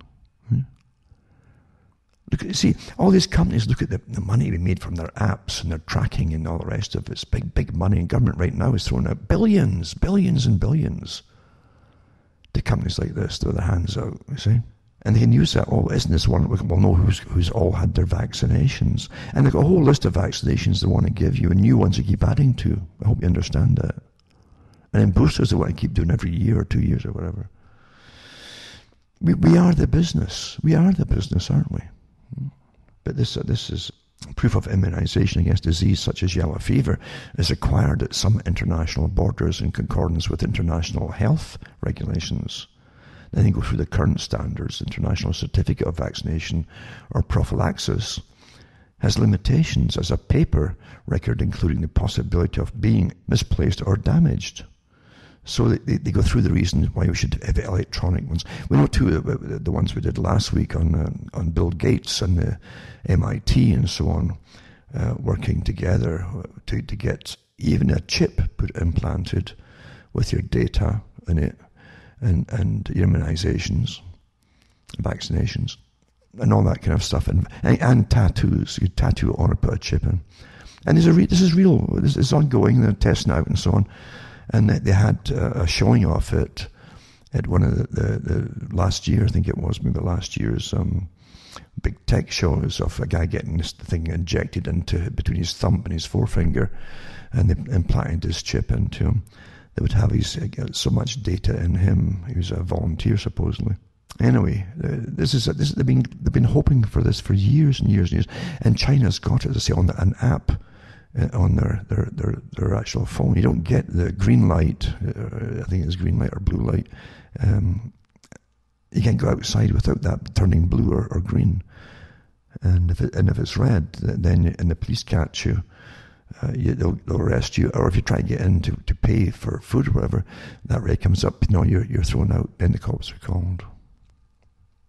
Another one too is a plan you can't trust. For the past decade, Bill Gates has been warning us about an inevitable pandemic and getting us used to the idea through conditioning. It's apparently Bill's computer simulations discovered that people would easily fold under government pressure combined with an unseen enemy. Billions of people are under lockdown now. Half the world is shut down. Think about that. What they couldn't achieve with a Cold War, or before that a World War II or a World War I, never in the history have they even had one country totally locked down day and night for weeks on end. And they've got it now, with half of the world locked down. This is breaking all kinds of records for tyranny and for again, acquiescence by the public. Well, it's trying to save us all, you see. You understand where this is going to go to save us all? Think about it, eh? But half the world is closed down. So Gates must marvel at how easy it was to do. Isn't that true, eh? And then they go into different things about the coronavirus is real, but we've had many waves of flu viruses throughout the years too. And that part's true as well. But this virus definitely is more contagious, it's said. You know. However, most of the folk get it, don't know they've got it or had it. And it is true that the flus, I've got articles here where they give you the official CDC records of the flu for the past few years. You wouldn't believe how many folk die every year of it. And it's true. But with these massive deaths before, there was never a shutdown in the country, or any country for that matter, because of it. So hay is definitely getting made right now, but this is definitely a killer for a lot of them that catch this thing, obviously. But mainly, again, the elderly and pre-existing conditions. Most folk today have pre-existing conditions starting around the age of about 40 and 50, because many different reasons, by the way. We think you're healthy, but not really. This article here also is to do with the civil liberties nightmare of Orwellian proportions, it's called. And it goes into a reality where people were forced by the authorities to remain in their homes under threat of steep fines, while outside the police patrol the deserted streets, ensuring that no one steps outside without official authorization. Then they go into the Orwellian nightmare. It's hardly 1984, but it's then it says this is a scenario of 1984 that we're in right now, and more of it's going to come in the coming days. It's going to be more than just in the coming days. See, this is getting played by the book, folks, and out of this is a completely different system that's going to come out. What they do is they unroll it gradually, the system that we're in right now. And they've got psychologists, and in real time they're monitoring the internet and the chats and so on, to see how you think about things and what you plan to do about it, or if you're unhappy with it, or will you go along with the next phase, etc., etc. They know within 5 minutes of putting out a trial balloon, they know exactly what the chatter is, and they know where to pull it back a little bit or extend a little bit or whatever it happens to be. They know exactly. I'm not kidding you. I've read their articles on it, with the behavioural insights teams and so on, and MIT too, in on the act, and many others aside as well. So then roll it out and say, well, in March, you might get locked down for March, and then it'll peak, and maybe it'll start going down a bit. This is how they play you see. So April comes in, and it still hasn't peaked yet, you see. In fact, you wonder if it's peaking out at all in some places. And even the ones with the hospital, I have to mention it too, with some of the hospitals in New York, so folk have gone there, they're not seeing outside what they think they would see. It's just, there's a lot of strange things going on, put it that way. But now that it's April, they're putting out the next trial balloon, you see. Oh, it might have to go another month. And you've already had, the fainter voices behind it, but steady though. This is the ones that get to you eventually to program you. This might last right into the fall. And then you get RTL saying, my goodness, it might reappear and resurge in the fall, which means you're right through to what they said at the beginning, as you're going right into next year. You see where it's all going. In Australia, they've already announced that. Australia really has been quite interesting. The authoritarian manner that they've really pushed everything through so rapidly, without any, consequence to those in power. They've locked down the country with even more stringent authoritarian methods, or in the terminology at least, that they're putting across to the public is very Orwellian. And I'll put some things up tonight to show you some links to stories to do with that. We're seeing it. So yeah, you're going to get locked down for a long time. This is how they're playing. Some of them, you almost see them rubbing their hands with glee as they say it, big smiles on their face, because this is going to be wonderful for them. These nobodies are suddenly somebodies, you see. Suddenly they're somebodies, and you all have to obey them, right? Oh, wow. Isn't that wonderful? Another one too, I'm putting up too, is New South Wales. Here it is. If you break quarantine, you'll be fined $11,000. New South Wales, Australia. Isn't that wonderful? So Brad Hazard, quite a name, You could hazard a guess there where his authority comes from, has announced eye-watering fines for anyone who ignores a 14-day quarantine after entering the state from overseas. Those found to have breached quarantine could be fined as much as $11,000 or even face a custodial sentence of up to 6 months. Right? So that's for the ones here where they just say to them, well, at least Justin Trudeau says in Canada, they just, you please go home and quarantine when you come into the country from abroad. And that's what he says. However, they're asking about the airports in Canada. No one's told them anything. They just wander around, do what they want, and when they come in from the different countries. It's just astonishing, really, isn't it? But as I say, they're not stupid. Don't think they're really utterly stupid at the top. I can only think they want a heavy, heavy loading dose of spread to make things happen. What else would you do? Why else would you do what you're doing? Right? But the guys at the bottom, the ordinary folk who are locked down, can't even move, right? As I say, they're bringing it here too. I can tell it's coming. They're watching Britain and the feedback and how they're handling the feedback from complaints in Britain. This is how they do things. Then they can implement it more perfectly right off the bat in Canada, where your police will be monitoring you. Are you out for your one short walk per day, sir? Then some honest folks say, well, I've had 2 short walks a day, I'm sorry, and big fine for that. They might take away one of your toilet rolls, But we're living through amazing times when you see what's happening. And then you have this one here too. Normal life will not resume for 6 months, said government doctor. Whoa, government, I'm scared of that. And the word doctor makes you quiver these days, the TV version of the doctor. Not a reality, but the TV one, right? So normal life won't resume for at least 6 months. As a government placed all parts of the UK on an emergency footing to tackle the coronavirus outbreak. Oh my goodness, Dr. Jenny Harries, apparently she likes the authority. Just from what else I've read, Deputy Chief Medical Officer for England said the nation will not be in complete lockdown for half a year, but said social distancing measures would be lifted gradually. Her warning at Sunday's coronavirus press conference came as the National Health Service announced the first confirmed death of her frontline hospital worker with COVID-19. And the Cabinet Minister Robert Jennings said we simply cannot ask health workers to go on to the front line without adequate protective equipment. This all came out, by the way, in in a test they did 4 years ago, the government then had a big test on a possible coronavirus that would get released and how they'd handle it in Britain. And they said they knew they'd be short of everything. They said it'd be an utter disaster in the test. So here's the test, the real thing happening. And who's surprised? So anyway, the Minister, Robert Jenrick said, we simply cannot ask health workers to go on the front lines without the proper equipment and so on.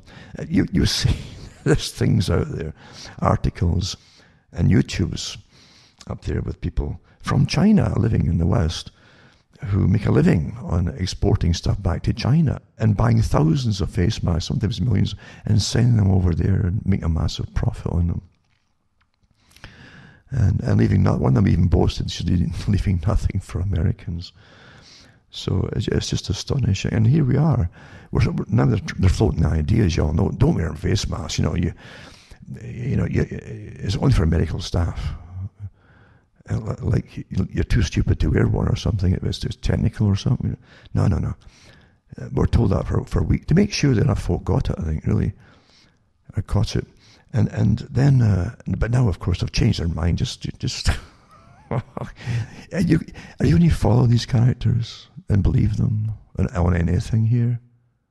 But yeah, for months they deny. The face mask won't help you. It's like Yes Minister, the old TV program. About the ministers or politicians in Britain in charge of things.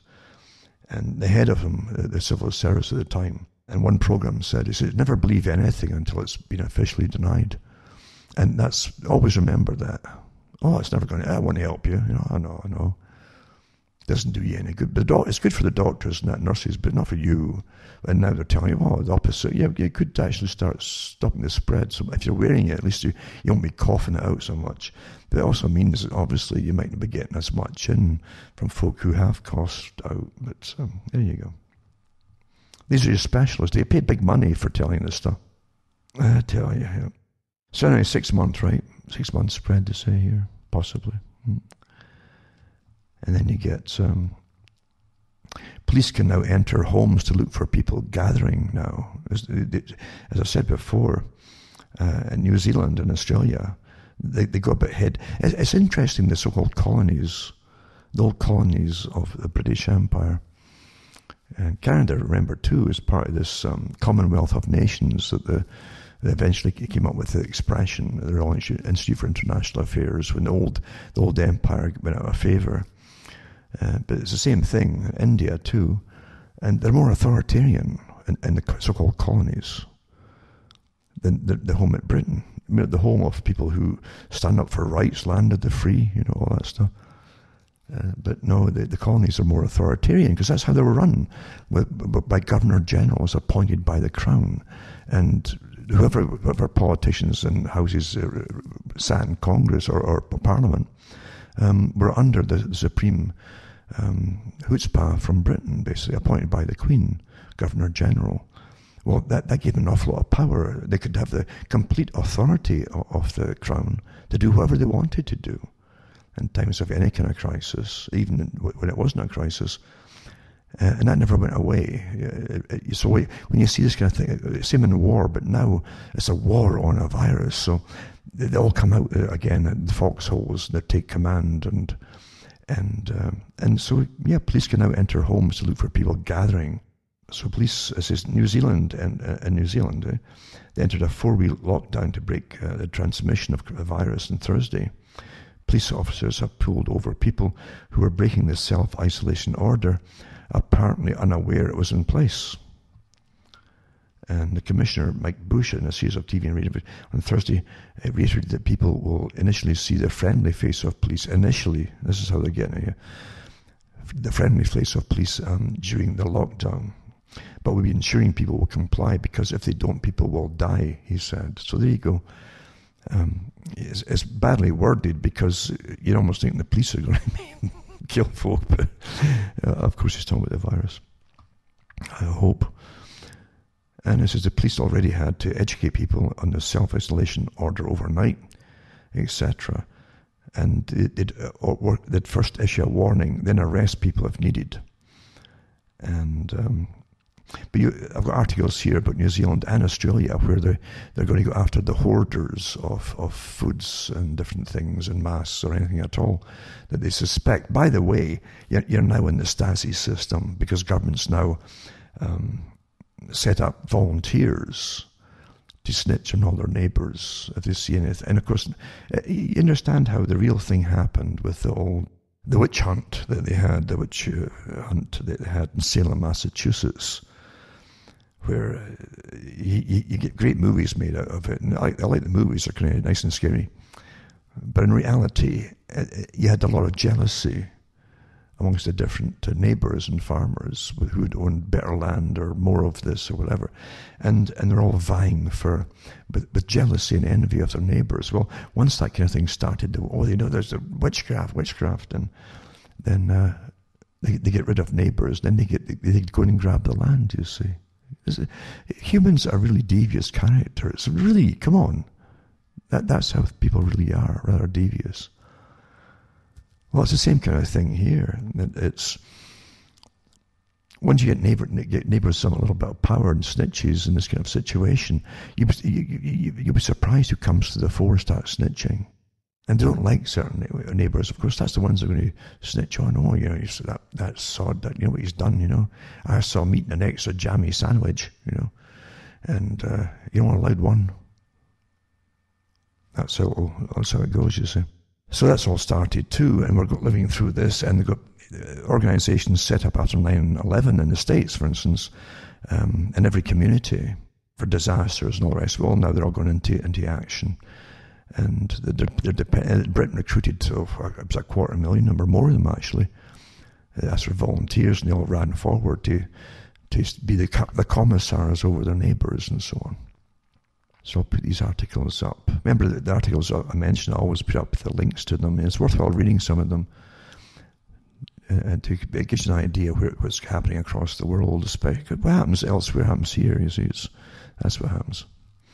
We also do know that amazing things are going on in Germany. German finance minister for the state, you know, their main finance minister kills himself in despair over economic effects of the coronavirus crisis. Well, they shouldn't say that was economic effects of the corona. It's some other reason behind it, obviously. Something's been... You understand, everything's make-believe, even fiddling the books. Today, every country's got magicians working in your booking system for your financial books. And when something this upsets something before money goes back in that technically is missing temporarily for some other purpose, then they lose out and they'll take the blame for it. So there you go. Australia's digital ID biometric capability to move into public testing in the middle of this year, 2020. See, they're all copying China. That was the big trial for it all. So the Digital Transformation Agency, isn't that wonderful? The DTA is anticipating the biometric component of its digital identity play will be ready for public testing by mid-year. Appearing at Senate estimates Thursday night, CEO Randall Brugod said the agency is currently ensuring that the quality of the biometric is exactly where it needs to be before it's pushed out to the masses. To the masses. I like how they speak about us. We're the masses, folks. Have you heard that before? Well, that's what they called them in the Soviet system, in the Bolshevik system, the masses. The masses don't have names, they have just numbers, you know. The thing that we've been very considerate, what? Writing is so bad now, isn't it? You've noticed so many mistakes. The thing that we've been very considered on is implementation of the biometric features to ensure that the facial verification service operates as expected. It's operating as expected, but it's not production ready, it says. I guess it would hands out again for big grants from the very slaves that's going to pay for it all and be monitored. That's how it works. We would buy our chains. I've always said we buy our own chains in the slavery system. And they're juggling 62 high-cost IT projects. It says, the money is rolling for the big boys, the big corporations. with big money getting thrown all over the place, wish lists as they call them. It says the overall digital identity program, just over Australian $210 million has been spent to date. They've already spent it. How can you spend $210 million to make basically a computerized program system? Come on. So my Gov ID, this is so it's almost biblical. Your Gov ID, that's your government ID, is Australian government's digital identity provider, handled by the Australian Taxation Office. We're all just slaves, aren't we? It's like the 100-point ID check, but on a smart device, and it allows citizens to have their identity verified so they can access government services using that verified identity rather than being verified continually by each Commonwealth entity. That's true enough. One ID thing's, even a chip is better than a whole bunch of them, surely. Just one good chip, or whatever they want to call it. My Gov ID, tagged and numbered, quite something. My Gov ID. What a world, What a world. It's just pretty sad and so predictable, really. And that's the big thing about studying for many, many years, is that nothing really does surprise you, because everything really is predictable. Another article, to Australia's response to the coronavirus threat reveals we've lost our fundamental values. While the nation is faced with what is arguably the most significant peacetime threat since the Great Depression, it's worth reflecting on how we came together to overcome that tremendous obstacle. And then it goes into the witless brawls and over toiletries at supermarkets and so on. And the Morrison government in Australia has unveiled a $189 billion stimulus package. That's a free-for-all for the big corporations. And the ones, again, who want to ID you and bring out new computer programs to monitor you, and probably your color code that you have in China for, are you safe, are you not safe, are you infected, or possibly infected. $189 billion, in an effort to keep our ailing economy ticking over.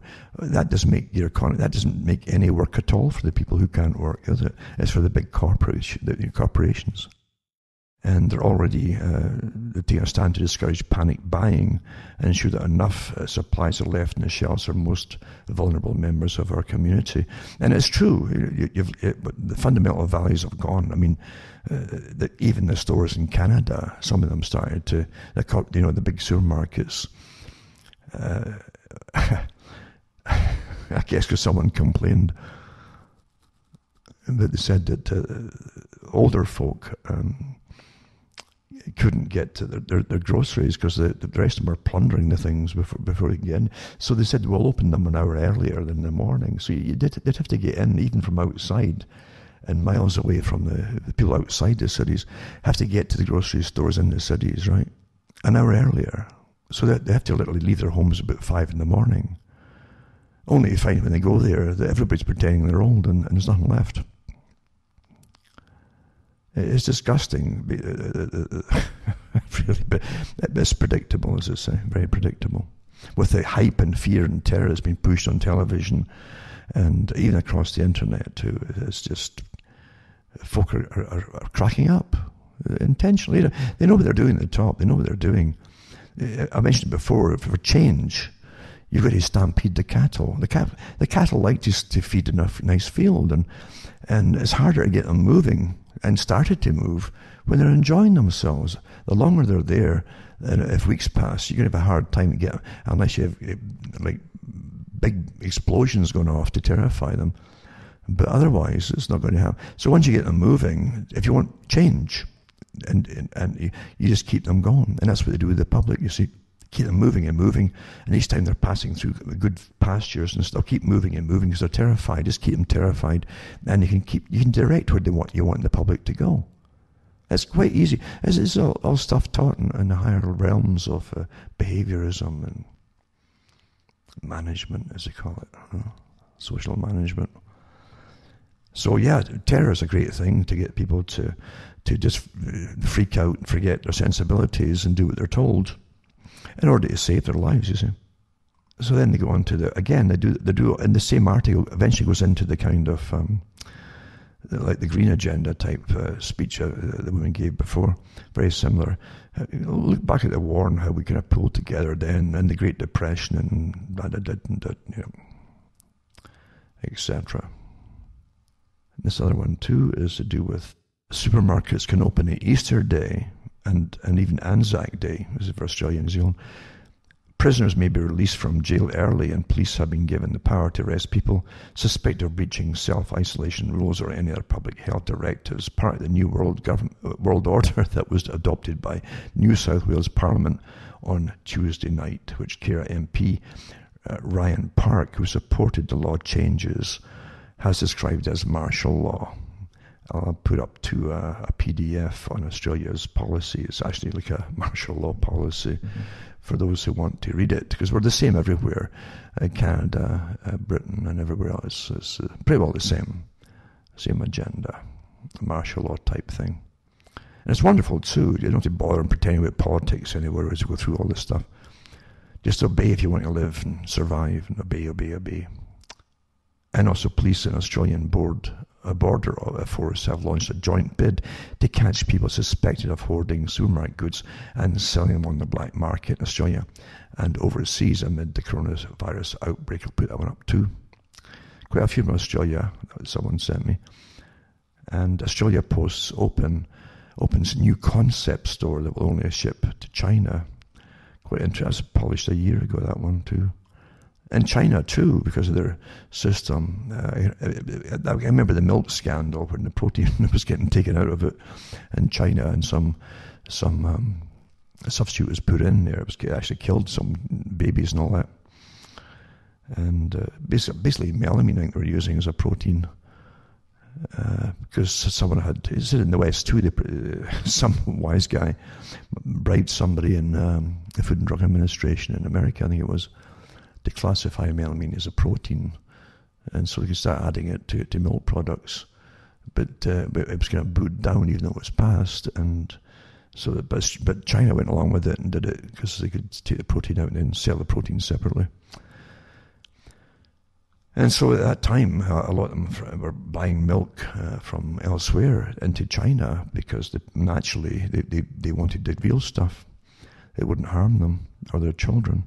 I remember the same thing happened in China with diapers. It was just too expensive in China, and so they were sending it in bulk from Australia to them.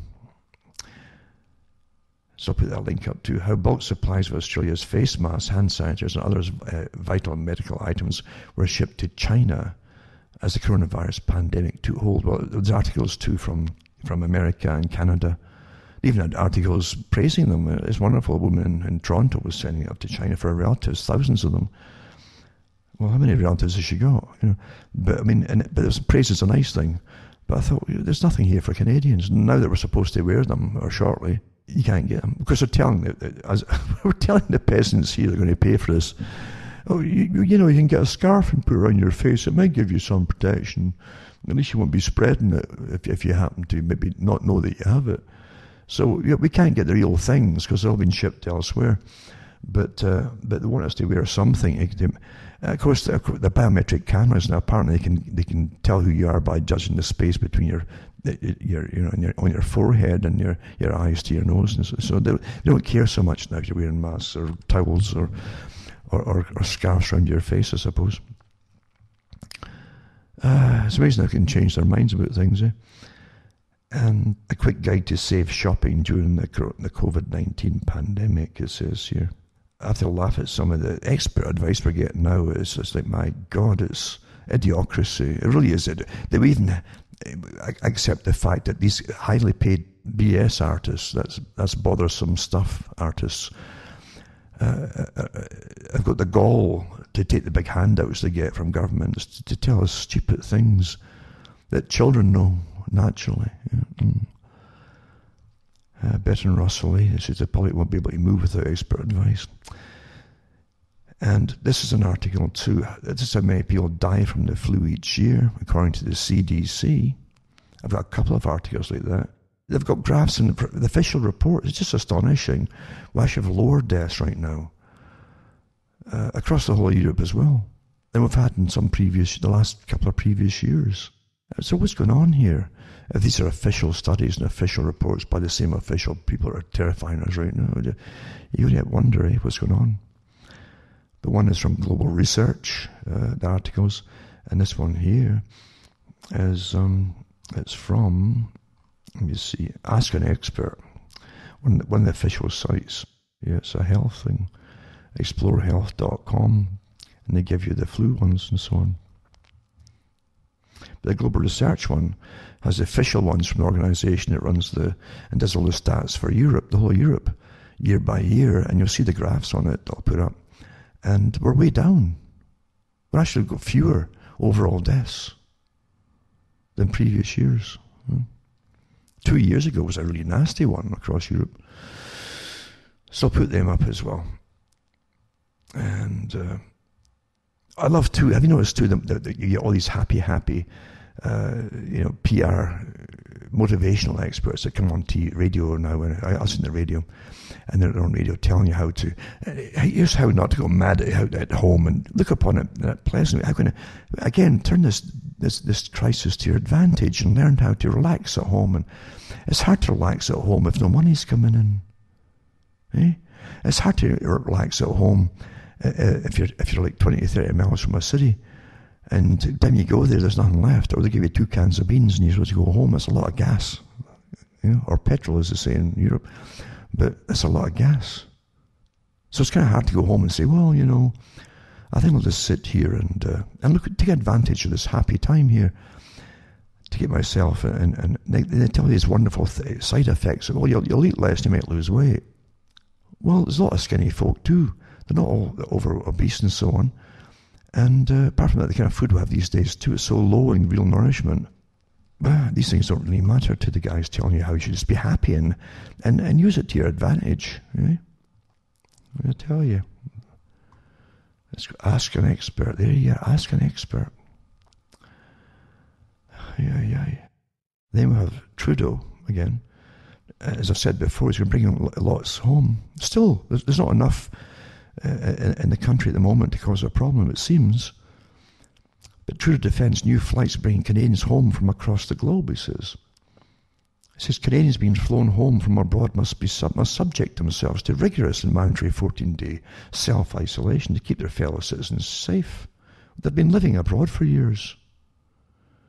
So Canadians must look out for each other, but they have a duty not to infect others. Well, maybe you should take that to heart. So he says, the government announces today that 6 planes carrying Canadians stranded in Africa and Europe are to touch down today in the effort to repatriate travellers stranded by COVID-19. So the Global Affairs Canada says the planes will arrive from Algeria, Ecuador, Senegal, Democratic Republic of Congo, Hungary and Spain. Yeah, Spain's a hot spot, some of the other ones are too. The department says the government is planning more flights from Ethiopia, Burkina Faso, Côte d'Ivoire, Peru, Algeria, Poland and Pakistan in the coming days. Plans are also being made for several flights from India, starting April 4th and continuing for the next 4 days until April 7th. They're not really stranded, these people, we understand, but a lot of them live elsewhere. They live elsewhere and maybe come here once in a while. A lot of folk, this is the way things are, They'll come and they'll get their citizenship, then they'll go off to other countries to make more money, because they can often get grants from Canada too across the world, especially through the UN, and this is a big part of it, the UN programs for changing other countries. These very countries mentioned, in fact, they're trained in giving courses, now they're financed, and even have houses. I remember reading an article where some of them in Africa, where some of the women they sent back were given, there were massive estates built for them. You can't believe what really goes on. Anyway, here's what it says too. It says, after telling you that folk have no work here, right? About a month ago, it said that most Canadians can only survive financially for about a month. Well, it's longer than that now. But here it says, the government says it's approved 449 loans worth $1.4 million under its emergency program for Canadians abroad. And it's processing another 900 loan applications. Whoa, wait, what's going on here? What's going on? How about the folk that's already here and didn't go to live abroad elsewhere? Ah, dear. These are the times in which we live, eh? And also this article to do with everything we need to know about the virus, it says to date. The stacks and stacks of these articles. And the Chinese government is reportedly telling citizens to use a mobile app that tells them if they will be quarantined for the novel coronavirus. It uses a color code. According to the New York Times, green means people can travel freely, while yellow or red indicates they must report to the authorities. And e-commerce and the giant Alibaba and its sister company Ant Financial run the app, which also reportedly sends people's information and location to police.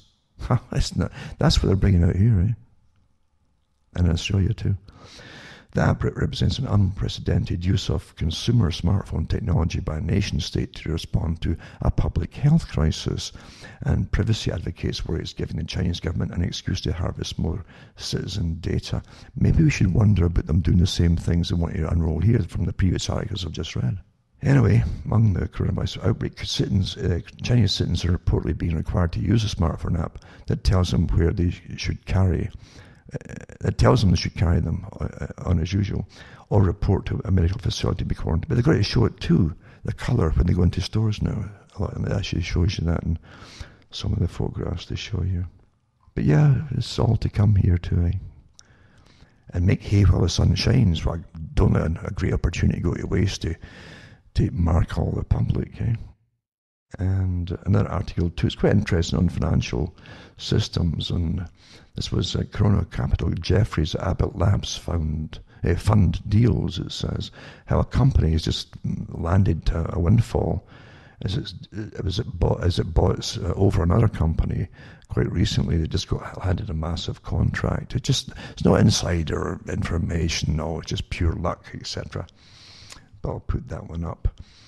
And it tells you how much the company paid for this other company and so on. And the opposite of buyer's remorse, the market value of Abbott Laboratories, which obtained approval for a rapid coronavirus test, rocketed over $10 billion at the start of US trading on Monday morning. Some folk just read the tea leaves better than the teacup, you know. There you go. And then you have COVID-19 yet to impact Europe's overall mortality, it says. This is by Off Guardian Global Research. And it says official figures for 24 countries across Europe show not only that overall mortality is not increasing, but so far it's actually well below the recent averages. The statistics were gathered by the European Monitoring of Excess Mortality for Public Health Action. That's the name of the big partnership of agencies for Europe from 24 European nations aiming to promote preparedness for public health emergencies. This is an official group here. They track excess mortality, meaning the number of officially recorded deaths. And it shows you the maps over the last few years, year by year. And as I say, 2 years ago, the deaths were incredible across parts of Europe, including Scotland, I noticed, and parts of England too. And the colour-coded maps to show you the infected rates and then the death rates for the last few years, including the present year. So there you go. I mean, you got all this. Again, statistics can just terrify you. Absolutely terrify you. Because that's what they're used for often. And then economic fallout mounts along with competition for gear, it says. It's put 10 million Americans out of work. I think it's more than that now. That was within 2 weeks. And 6.6 million new unemployment claims on top of 3.3 million last week came as a competition for scarce ventilators, masks, and protective gear seemed to grow more desperate. And there's another one from, there's a few videos out there by doctors and professionals who are also part of, I think it's the Hoover Institute, giving you awfully good opinions. You should look them up on YouTube. And one of them is explaining, one's a virologist and a specialist in the area for the government, that he said that they really don't, the stuff that Fauci and others are quoting, honestly, he says they don't know how many folk have got it. And it's true, very few folk get the test, you understand, very, very few. And now I've got articles where, just like the H1N1 I happen to review, they're actually, when the doctors were told, it's just overwhelmed, just put them all down as H1N1 if they got a sniffle. Well, they're doing the same thing now with this one. Naturally, they're doing it, which inflates the number. And then the ones who've got it, most of them don't even know they've had it, you see. So it's a big numbers game going on for different purposes, obviously. Things just don't add up properly on any possible front whatsoever, including the definition of a pandemic is and the numbers. They were way, way under the numbers needed at the time when they declared it was a pandemic. When you go through it all. Officially, I'm not talking about people's guesses, I'm talking about reality.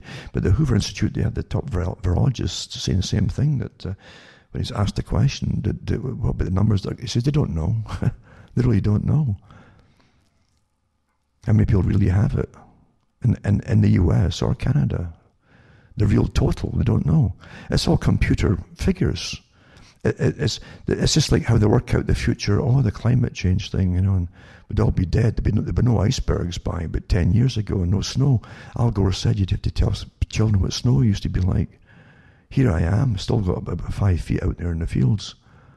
And it's April, See, facts don't matter. It's computers that take the lowest thing that could happen to the highest, and it supposedly works out a thing. But I guess, you don't need a computer for that, folks.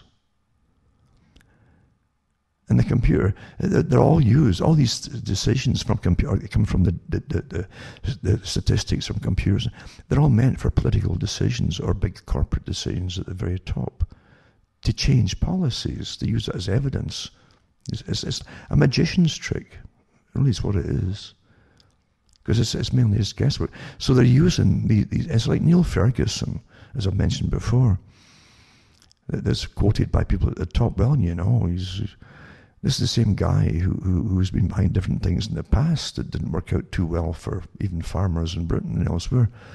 But now it's with humans, and they've got this massive, millions and millions are going to die, and now they're bringing it down and down and down, eh?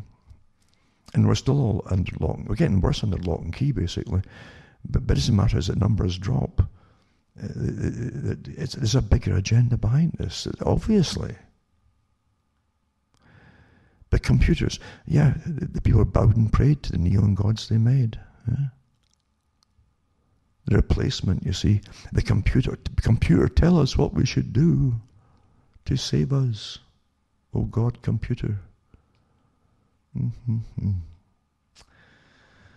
And here we are, eh? And they quote this stuff as though it's holy. Honestly, isn't it? It's like an oracle. It's like an oracle, the oracle at Delphi, where the woman on the chair she's getting stoned with all the gases coming up out of that area, and she's hallucinating, and she'd ask questions, and she'd, come April, you're going to find out that millions will die unless they obey the god Zeus. This reminds me of an awful lot, in fact, that was said by Lord Bertrand Russell, who was he pushed what appeared to most folk at the bottom. They thought it was all for themselves. They stood up for them. No, he didn't. He was looking towards scientific socialism on behalf of ruling the world, with his own upper class running it all, of course, with scientific academia managing all, every facet of it, in fact. That's really what he was after, scientific socialism. And he said if there's to be a tyranny, meaning a tyranny over the world to make everybody conform and do what they're told, he said, I would much prefer it to be a scientific tyranny. And so when you think about what he said and what they've been working at all along to promote the white-coated priests, the scientists, over the people to displace all other religions gradually. And then they bring you even diseases through their science and so on, through laboratories, and it escaped from here or escaped from there. They've had many in the past, of course, across the world, same kind of thing. And they brought you the atom bomb and other kinds of incredible weaponry, all through science. And with the present crisis, again, supposedly from a laboratory, so we're told it could be, it seems to be sort of thing, according to the evidence we're given at the moment, but we're not given much at all, because we're in the dark, we're the mushrooms, we're fed you-know-what and kept in the dark. However, when you think about what Russell said, a scientific tyranny, and the answer to it all, of course, will be big pharma and vaccinations down the road, and including bracelets or ID implants and so on, to monitor. So science causes the problems, and science gives you the solutions. So yeah, he was quite right. As a scientific tyranny we're under today, naturally, and most folk think it's all quite normal because they've been brainwashed to listen to a constant array, as Bertrand Russell said himself, of experts until the public can't think for themselves. They'll only obey experts. But here we're going through it all again with the same kind of thing, and even the mayor of Toronto. He was the mayor of Toronto. Or maybe it was the Premier of Toronto, of Ontario. He said, there's one of the two of them. He said, it was Ford anyway, and he said, he says, well, he didn't want to contradict a statistic given out on what might happen. He says, because all computer programs are different. They're all competing with each other for numbers to get more ratings for each other. We're the important ones. We're right. No, you're wrong. And he says he didn't want to put out conflicting data from a different study. So it's all like, honestly, it's like these are the oracles, What did the oracles say today? Well, you'll have to have another month in quarantine and maybe even the rest of the year. This is how it is, isn't it? And then you get the fever heat maps hint at turning point in US COVID-19 cases. This is from JP Morgan analysts, the banking boys. So the turning point it says in the US hospitals may happen in a matter of days rather than weeks. To an analyst at financial services firm JP Morgan they've got more optimistic programs in their computers. They generally are always right. They always seem to profit from the profits. And so here you have it. It says the analysts made the projection on the basis of data from Kinza Insights, the healthcare firm that has generated heat maps from over 1 million internet-connected thermometers used by people all over the US. So they go through their formula and from their great computer system, and they're more optimistic, see. It says the amount of cumulative unexpected illness, it says, expressed as additional share of the population affected by influenza-like illnesses, and the amount of cumulative unexpected illness expressed as additional share of the population affected by influenza. See, everybody's getting put down as influenza-like illnesses, and often it's getting shoved in because they're not testing. You have to have a whole bunch of supposedly the expected symptoms. And to fit the criteria, their age group, blah blah blah, gender, to even be considered for a test. And this is how. So they're putting everybody down as self-quarantine at home, stay there, and you'll be down as a possible, and then presumed, and then they'll just say confirmed, even though there you go. It's a numbers game. It says the World Health Organization says 90% of COVID-19 patients have high fever as an early symptom. Well, that's contradicted by other stacks of stuff. This is one of the diseases. It seems to be that every possible symptom under the sun for every other disease have got it. Well, you might or might not have a runny nose. You might or might not have an upset stomach. You might or might not have diarrhea. It goes on and on. It's just amazing. And anyway, the report, New York Times, pointed out how Kinza's data has been recently indicated an unusual rise in fevers in South Florida, even though it was not known to be COVID-19 epicenter at the time. South Florida became the hotspot days later, but the data all point to spots in Florida, Michigan, Arizona, and eastern Texas, where not so many cases have been reported, it says. So the analysts at JP Morgan have been tracking the fever data made available by the firm, found that the COVID-19 pandemic started spreading in March, with the atypical illness readings peaking in the third week of this month, and has been declining since then. The real-time data leads to hospitalization data by about 5 to 10 days, possibly the time taken by an individual to test and be hospitalized. And the analysts spotted an inflection of atypical influenza fly in the third week in real-time data to conclude that it appeared the containment measures in the US were showing results. Mind you, too, you've also got at least two other flus right now prevalent. There's articles about the H1N1 type A out right now as well. It was comical. I listened to late night AM sometimes. Good reception from the States. I'm not a fan, different talk show hosts, although some of them are kind of humorous too, But one of them was Michael Savage. People know Michael Savage. He plays the right-wing pro-Trump character at times when it suits him or whatever. But he mentioned that he'd had an upset stomach, which was one of the symptoms. You might or might not have it. Again, this disease, they've wrapped in every possible symptom under the sun to make sure that it's got big numbers in it. But Michael Savage phoned. You're supposed to phone. You see, same in Canada. You've got about 6 different agencies they phone through, and they'll decide where to bump you up to the next one because you might have a symptom until you get the final one, and then you might get to talk to someone that's got the authority to have you tested. But so in the States, he got a woman, a doctor, who says, yes, she was kind of brusque, and he knew from the start, he says, that it wouldn't go well.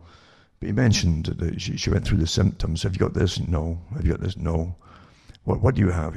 I've got an upset stomach. And he says, well, you don't fit the criteria. He says, what do you mean? Here's a list of official symptoms. Says that might be one of them.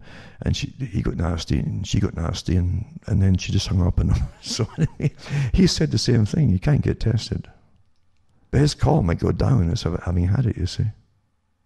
So there's another number added to it, and lots like that too, you see. There's a lot of games going on here as well, obviously.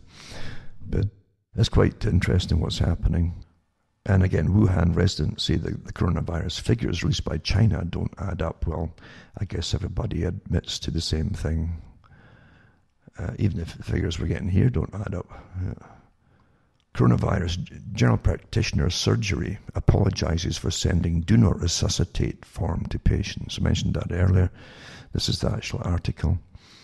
And it says, the note says, those with severe illnesses were unlikely to be admitted to hospital and would not be offered a ventilator bed. Well, that's in accordance with the guidelines for the hospitals, actually, from the previous articles I've read for the last few weeks, where they admitted in Canada too that that people with pre-existing conditions and that would probably get less treatment, if any at all, because they'd only give the medications and that out to, and the care out to those that were more likely they could pull through, meaning younger people or whatever. It's all eugenics, of course, you see. So anyway, he's one surgery, GP apologizing for saying them, don't resuscitate to patients. It says so severe illnesses were unlikely to be admitted to hospital and would not be offered a ventilator bed. There you go. That's comforting to know, eh? Mind you, I suppose they'd want your organs. They could always sell them. A GP practice has apologized after sending a letter to patients with serious illnesses to complete a do not resuscitate form in case their conditions deteriorated due to the coronavirus, if they got it. It was delivered to people with life-limiting illnesses such as incurable cancer and motor neuron disease. That covers a whole wide field of things. Linfrey surgery in Misting, South Wales, also said that completing the DNA CPR, do not attempt CPR, form had several benefits. This is in Wales, I believe. So the particular surgery in Misting, South Wales has apologised. It claimed doctors and family and friends would know not to call 999 if a loved one's condition worsened. And 999 over there is like 911 here, you see. Which of course is 666 upside down if you want to go into that area of it too. Anyway, it says, therefore, do not use scarce ambulance resources and risk transmitting the COVID-19 to others. So just stay at home and die. The letter has been published on Twitter with a quote from a patient saying, it made me feel worthless. I've lived with cancer for 8 years and I want to live another couple of years. And I'm not digging my grave yet. The note started by saying this is a very difficult letter for the practice to write to you. It's amazing if they want permission too for you to agree to get killed or just die off. They said people with life-limiting, very legalistic illnesses were at much higher risk and were likely to be unlikely to be offered hospital admissions. It ended by saying, we will not abandon you, but we need to be frank about what the next few months holds for us, it says. So there you go. On Wednesday, the Gwyn Taft University Health Board said the letter was not a health board communication and that the surgery was apologising to patients for causing distress, saying it was not their intent. Well, what else was it? What do you think of it? What kind of psychopath wrote that, eh?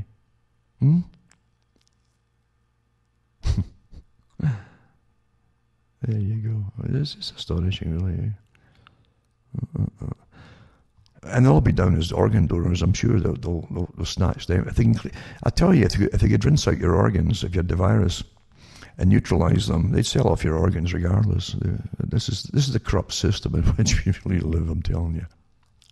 And Iceland's testing is an interesting study. Iceland's very important. They've had documentaries out years ago about Iceland because they're pretty well homogenous population, been for centuries, marrying themselves within themselves and so on. And so a pretty pure type genetic strains, very well mapped and so on.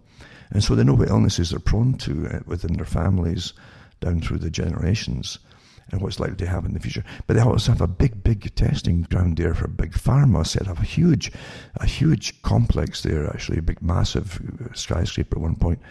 And they use it like a test case for testing stuff on them, different drugs, medications, and all the rest of it, because they have that kind of, they get more uniform results because they're basically homogenous people. But because of that too, mind you, I think they're used an awful lot by giving stuff they shouldn't be taking. We're here to help you. This won't harm you a bit. Then they study you. Anyway, it's a small nation, right? There's only 364,000 people with strong healthcare. They have a strong healthcare and a supportive social system. So they tested all the different people, a good chunk of the people in it. It says, to get the statistics again, right? They've carried out 10,000 tests, far less than what other countries have done, but on a per capita basis, it ranks first in the world. So out of a population that size, you see, that's a lot. Not all the results from Iceland's tests have come through yet, but the ones that have showed that half of all cases are asymptomatic at the time of testing. This would suggest that, on the one hand, the virus is not as dangerous as we thought, but on the other hand, it would also suggest that it had spread far more than we're currently aware of. These results are also indicated by a testing survey carried on an entire Italian town of Vio, population 3,300, where the results showed that more than 50% of all cases are asymptomatic. The whole population of the village was tested and 3% of the residents tested positive. Then after a 2-week lockdown, the population was tested again. The transmission had been reduced by 90% and the results were confirmed, and the majority of cases seemed to be asymptomatic. Interesting. So it's still a rapidly unfolding situation across the world. However, they gave you these different studies that they're showing, and it isn't. There's so many are just asymptomatic. A lot of the asymptomatic ones don't show any, never get it. Some of them in China, they noticed, would have no symptoms for weeks sometimes, and then they develop symptoms. But there's stacks of them are coming out now with different countries saying that they never had any symptoms that they can remember. So it's very confusing. But it's definitely hitting, I think it'll definitely hit gene sequences. It depends on your gene sequence for you, your own particular genetic makeup, maybe from ethnic group or mixtures or whatever, that'll make you more or less prone to things. As I said before, weeks ago, that A-type blood group was more prone to it, for bad outcome, that is. Not necessarily, it doesn't mean you're going to get a bad outcome if you've got type A, but they're more prone to it, and again, there are studies to have bad outcomes. But didn't mention that it may also depend on your age group too, or other pre-existing conditions. Again, it can be awfully confusing and misleading unless you have awfully good detailed case studies and proper detailing. And I mentioned too that before last week, or a week before, I mentioned that they'll be using the patients that have had it and now have antibodies, and then they'll be taking the serum basically and getting the antibodies from it. And I mentioned too, but the Red Cross did a big blood drive. That was a separate article, but I tied it together because I know darn well that's what we're going to do. And for the very, very important and wealthy, and maybe even the military. You remember these things. The pecking order of importance in a governmental system is, number one, preserve itself, continuity of government. And for that, they need police, military, and everything else. So they've got all this stuff on standby for the important people, as they call them. And we're just the masses at the bottom, so we probably won't get these transfusions if it's needed. To give you the antibodies to kill it off. And it works awfully well, by the way. This is nothing new about this or novel about that at all. They've done it in previous... they even did some of that, in fact, back in the Spanish flu towards the end. There was trials of it getting done then, taking the stuff from survivors. And it worked awfully well. Did the same thing in Africa. African doctors got so sick at the WHO that just had doctors sent over there to study them. The African doctors went to work, so we've got to try and save them. And they did the same thing there with folk who had Ebola. And they saved an awful lot of people. It worked like a charm for them. So now they're mentioning it now. This week, they're putting the two together. I put together a week before it, saying they might try to do this in America. I'm sure they've already done it, actually, to more important people. Immunity passport. So you get your immunity passport, could speed up return to work after COVID-19, just like Chinese, you say. It's not just coincidence. So German researchers studying how lockdown restrictions could be lifted for some people and so on, just like China. Immunity passports for key workers could be a way of getting people who have had coronavirus back into the workforce more quickly, as scientists and politicians in the UK have suggested. It says researchers in Germany are currently preparing a mass study into how many people already are immune to the COVID-19, allowing authorities to eventually issue passes to exclude workers from restrictive measures currently in place. So there you are. Isn't it just coincidence that everyone just copies the same agenda, Isn't it? And all the hands are out by the big high-tech companies that own them, and millions and billions are getting thrown around like it was just confetti. And then this one here is police chiefs are drawing up a new guidance warning forces not to overreach their lockdown enforcement powers after withering criticism of controversial tactics deployed to stop the spread of the virus. It comes after they find that some forces have gone beyond their legal powers to stop the spread, with one issuing a summons to a household for shopping for non-essential items. They go through your bags in Britain, and you're only allowed to buy essential items, and the cop decides what's essential. And another telling locals that exercise was limited to an hour a day. There you are. It's quite amazing, isn't it, what we put up with, and we just accept it, don't we? It's like, well, it's like war. In World War II, they used to always say, well, it's war, and you have to put up all the hardship. Well, it's war, you can't get this, can't get that because of war, and got to pull together for the greater good. And here we have, this article continues with Lord Sumption, who spoke out against what's happening in Britain. He was the high judge from Britain for a long time, I think. And he's turned against what's happening in Britain. He said that it's turning Britain into a police state, singling out Derbyshire police, which deployed drones and dyed a lagoon black. They dyed a whole lagoon black for trying to shame people and using their undoubted rights to take exercise in the country and wrecking beauty spots in the fells. This is straight out of Doctor Who, this kind of nonsense, And The Guardian has learned that the National Police Chiefs Council and College of Policing, NPCC, is rushing through guidance reminding the officers that despite politicians' warnings, they cannot bar people from going for a run or a drive. They've actually been fining folk for having a drive. I tell you, you cannot give this kind of power to people. Honestly, it doesn't stop, you understand. It gets worse. And I guarantee you that they're going to drag this on as long as they can, as if the little trial balloons. This might go on to the fall, and it might. And then other articles say, if this is how they feed it to you, psychologists are designing it all. And then they'll have another article saying, close to the first one, no, it might go on to the fall. It might recur again with a second wave in the late fall. So they'll take it into next year. This is how they do it step by step. They treat you like children. And you've got all these behaviourists working with them and how to put it across to the public. I'm not kidding you. It's just the government's got batteries and levels of these con, I call them con men and women with fancy titles. And that's what their job is, to coax you along like an animal. And then, of course, once they want to give you and make you immune from it, they call it herd management. In health, they do. We call it herd management. Anyway, it says, so, and I'll put a link up too. I think Lord Sumption's got there's actually a video up on him too, maybe. But he talks about it. You can't give this kind of power to the police, how they're turning it into a police state. And he should certainly legally know that. I mean, you don't need to be a judge to know it, but he knows what the laws are, and he says it's not lawful what they're pushing. India's coronavirus lockdown sparks mass migrations and an economic catastrophe and a crisis of faith in Modi. It's just astonishing, because about 2 months ago and 3 months ago, when Trump went over too and then signed his deal with China, with India to buy armaments and stuff, they had articles in the...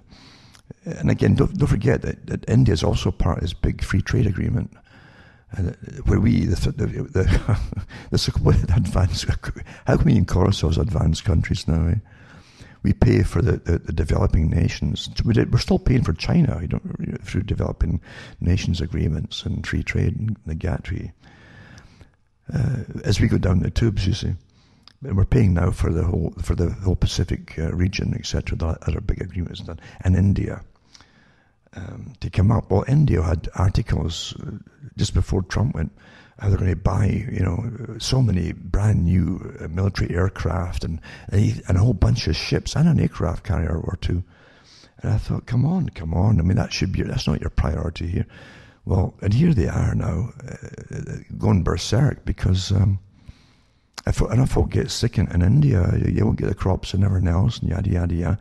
And suddenly, reality hits home that you already start taking care of more important things first before you start thinking about spending all this money on aircraft and military and weapons and all the rest of it, and having big grandiose ideas.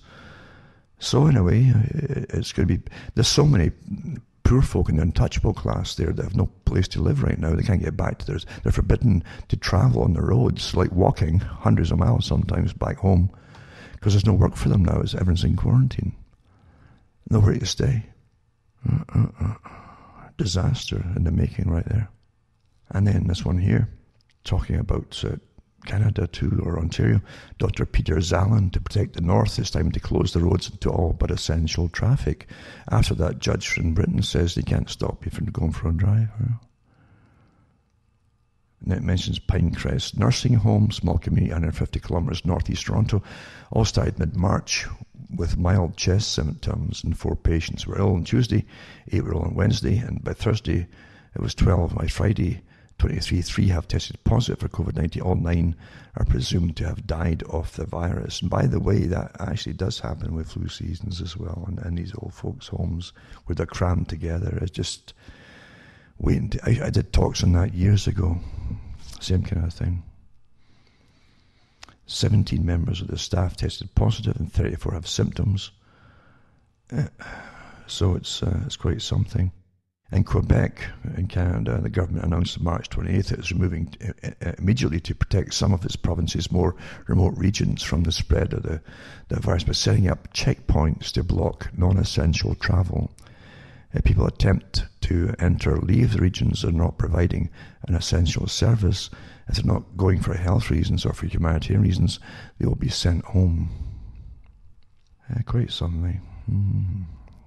And what else we got here? We got more banning things in Britain and elsewhere. So it's just endless, really. Why is the government relying on nudge theory to fight coronavirus? Well, as I say, it's all behaviours. The money is getting thrown out at these... I have no words for them, actually. Because they got connections to government, these characters, and they can get the billions thrown their way for, we can do a thing to really convince the public to go along with this. Honestly, we can do it quite easily, Yeah. So this says here, they go into the social distancing and the banning large sporting. It says, but instead Britain isn't going the hard way. It says it's using behavioural nudges, such as wash your hands, don't touch your face, don't shake hands with others, stay at home, etc. And they go into how's a different approach used by Britain than in China, although it's a liar because Britain's also using a lot of the things they're using in China. But they mention that they're still using it. I read that articles years ago with Cass Sunstein. It was a guy who made a name for himself. I think he worked for Obama at that time. And he calls himself a kind of behavioural, an amateur, or a kind of lay-type behavioural specialist. And all his pals, they hangs around are behavioural specialists and so on. And so he uses insights about our mental processes to change our behaviour through coaxing and positive assertion, rather than forcing us to do things, nudging tweaks to environments in which we make choices. The Bernays technique, For example, by requiring people to opt out of organ donation rather than opting in. That's what he does. He gets you to accept things. They brought him out in Britain a few years ago, Sunstein's bunch too, and Richard Thaler, and paid them big money because they're so well connected to government, these characters. They can get money for nothing, literally, and big money at that. To con the public into doing what they want them to do, including paying taxes. They can convince you to feel guilty about it, and then make you offer money to charity, and then make you offer your organs and stuff like that. I hate these characters. I really do. I have no time for them at all. Disgusting characters. Anyone who wants to get into the subconscious of people to manipulate their behaviour, I have no time for at all. Not at all. So anyway, they're working for Britain's government, and this is what the article's about. And of course, all the behavioural insights teams are working on board with it too, which I've mentioned over the years. Ofcom, another one too, was set up. Ofcom, OFCOM, set up in Parliament June 2001. You see, just coincidence to do with it'd be a super regulator to oversee media. With before 9/11 happened, it just again they saw the tea leaves there and says, this would be a good thing you have here, where we could stop, and manage and police digital transmission on the internet. And so they gave them all this authority, and it's based in Wales in England. All Wales is different, but they call it it's part of the UK. Anyway, it says they've managed to censor the company. They've even put, I think, RT off the news and the internet for the British systems and so on. And so it's a censoring department who decides who's going to be on, who's not going to be on. Very much like some organisations in the States do it for the States. Or thought police, And the UK government to give Ofcom power to police what is posted on the internet. But it's set up in 2001, and now it's going the next step, until they're really just complete censorship department. And it doesn't surprise me. Everything is always going to come along that they talk about. Also, lines of fresh graves dug at cemetery amid coronavirus pandemic. This is Ireland. As funeral directors urge the public to respect social distancing rules. I don't think it's that level yet of deaths, but everything's terrifying the way that they put it across, isn't it? And Toronto imposes mandatory COVID-19 quarantine rules for at least 12 weeks now. So there's a new rule put out in Toronto, apparently. I don't know if this person who's put it out is already a star yet, another doctor, or whatever. But that's what they use, make them stars, since they dictate to you like some kind of, I don't know, celebrity. And again, China scientists isolate extremely effective antibodies that may help treat COVID-19. It's the blood one I was telling you about. And, yep. And this whole idea with universal credit and unemployment money now may have to change. Nearly 1 million people have been forced to sign up for unemployment benefit due to the coronavirus pandemic. I thought it was a lot more than that, actually. There's more to come, I'm sure. I think this one is in the UK. And it says the new welfare system is designed to provide an incentive for people to get work, but enable claimants to keep receiving benefit payments alongside income from a job. Eh? This is all part of the universal income, basic, and all that kind of thing. So now, of course, that's going to get hammered now too. You're going to bring in rationing is what they want to do eventually, regardless. And I'm also going to put up, let me think now, just before I finish off here, I'll put up, as I say, the one about Australia, which is the emergency laws that they put up. I've got them for Canada too, and for the US. And I'll put up, let me think now. A second company sent 90 tons of Australian medical supplies to China. It was, of course, you had nothing left for yourselves. The same in Canada, the same thing. What a world, eh? And the army has been called in Australia to help enforce strict new quarantine rules. We're going to get them everywhere too.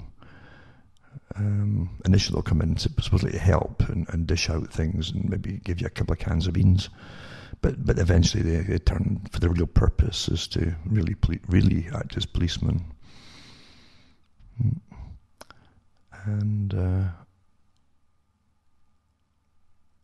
it's amazing too. Don't forget that they're cancelling a lot of elective surgery and essential things. Folk are dying for other reasons here too. They can't get treatments and so on. They're already talking about more folk dying who are dependent on drugs which are made in China. Because we make nothing outside of China anyway, it seems, except debt. That's what we make. Ridiculous. Interdependent, they called it. Which means you're totally dependent on China for everything you need to survive. Yeah, quite amazing. Now, anyway, here's the other one too. Is this article here, which I'll put up for you if you want. You'll have little clips to see. UK police face allegations of being overzealous at coronavirus social distancing, called ITV News. That's on YouTube. Dellingpole and Peter Hitchens' special is a talk that they had amongst themselves. Interesting to listen to the points of view that they have. Then there's Lord Sumption, who destroys the shameful UK police force and calls out fear-mongering media on the BBC. As he said, well, that's what it is. It's that the whole panic has been massively authorised because the media is not independent. It really isn't. It's an arm of real government, the ones who really own above politics. And they stampeded the whole world on cue. And literally, it was like a switch getting moved. And they suddenly went into action all at the same time together. Way overboard beyond any conspiracy stories that were before them. Way overboard. They're all going to die. So anyway, so Lord Sumption gives a good little talk on it.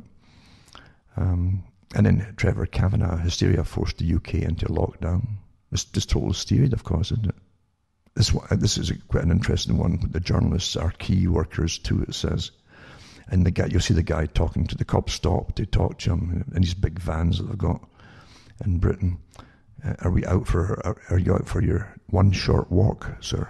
That's how it was worded. Your one short walk. My God, Our wardens, our new wardens, And David Wormoff on COVID-19 and globalism. And Australia should take back the land from China as damages. That was someone who was talking about it too, blaming China for it. And Farage is quite interesting, say no to house arrest. That's a YouTuber. And you have become the thought police. UK police chief questioned over recording of hate incidents. These are not crimes, by the way. A thought is not a crime, but it is now, apparently. For life, it's on your record. What a world, what a disgusting system's been brought in. And often because certain factions of society that are well organized and literally, or even the big foundations who live on billions and trillions a year, some of them, big foundations, literally, have got their hands out for tax money too. There's big money in these for hate or anything else. There's no money in love, apparently, but unless you're running some kind of sex orgy place, which apparently is quite legal now for swingers. But for hate, it's big money, because then you can go after. There's people, even nations go after people because it's a business. It gives you an advantage if you're in charge of what folk can say or think. And unfortunately, that's the world we live in now, when the average person is given no real power at all or rights at all, and whatever you did have, you're losing it very, very quickly. Now, I think I've talked about enough here, and I hope I haven't bored you. But I'll put all these links up for people who want to work their way through them. I'm sure you've all come to the same conclusions anyway, because most folk are pretty well awake that listen to me at least, and we know it's not pleasant. It's not meant to be suddenly over and done with either. And even if they bring it, if they start changing it and towards the fall, and to giving it less restrictions, it's been a massive exercise regardless. And then they'll know how to do it more. And you've been trained as well to go into it more quickly the next time they bring it out, which might only be before the winter hits. Well, it might come back in the late fall, or the spring, and it's quite something.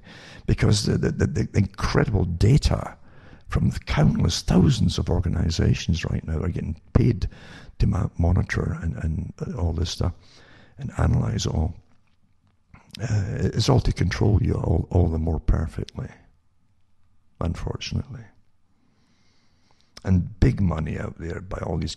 See, since you don't make any real tangible goods anymore, all these organizations have got their hands out, and it's all paid by our tax money to study us minutely, because we are the business. The only business that's left really is us. So look after yourselves, folks, and don't panic about things. Don't panic. And you can only do what you can best do to keep yourselves as safe as possible and away from this problem. And hopefully you have got other folk who will help you out. If you get totally housebound completely and you can't get to whatever, and folk can get food to you, whatever happens to be, because the government, especially in Canada, they can see has done nothing at all to help the average person, especially those outside the cities, and those are probably more vulnerable, in fact. There's nothing set up to check on them and see if they're okay, as far as I know, unless they belong to certain organizations. See, if you're just an ordinary person today, you don't belong to any special group, you're a nobody. I said that would happen 25 years ago. You're nobody. You'd have to belong to a group to get any rights at all, or any notice. And that's happened, of course, as we all know. Sad but true. Now, just before I finish, I should mention again, because we have very short memories these days, don't we? And including me, mind you, because I generally, so many talks, sometimes I do 50 talks without mentioning donations and so on. I just forget all about it as I get carried away with the chat. So remember, you can order the books and so at cuttingthroughmatrix.com. They'll take a while because the printers are all shut down too, but they'll eventually get to you. Discs still go out there, mind you. And you can just donate to me by using PayPal or send checks, for instance, or money orders, if you can get money orders. There's different ways to do it, but you can find out how at cuttingthroughmatrix.com. How to order and how to donate is all there. And plus two, just email me, remember, as well, if you want to know whether ways you can pay me or get cash to me, because cash is acceptable too, naturally, and so are checks, as I've said before. So don't forget, you can send a few pennies my way to cover my costs as well. Now back to the talk again. So take care of yourselves, and I say don't panic, and I really check the mail that comes in. So much mail comes in, email, and I know the people too. You get to know people, and I do my best to to get back to them if I can. But the one thing I never lose sight on is the fact they're real people, Very important, that. And it makes it all the more worthwhile just knowing the real people are getting in touch with me, I get in touch with them, and you get to know them as really fully as people. That's really a rewarding thing. So from myself, Alan Watt from Ontario, Canada, it's good night. May your God or your gods go with you.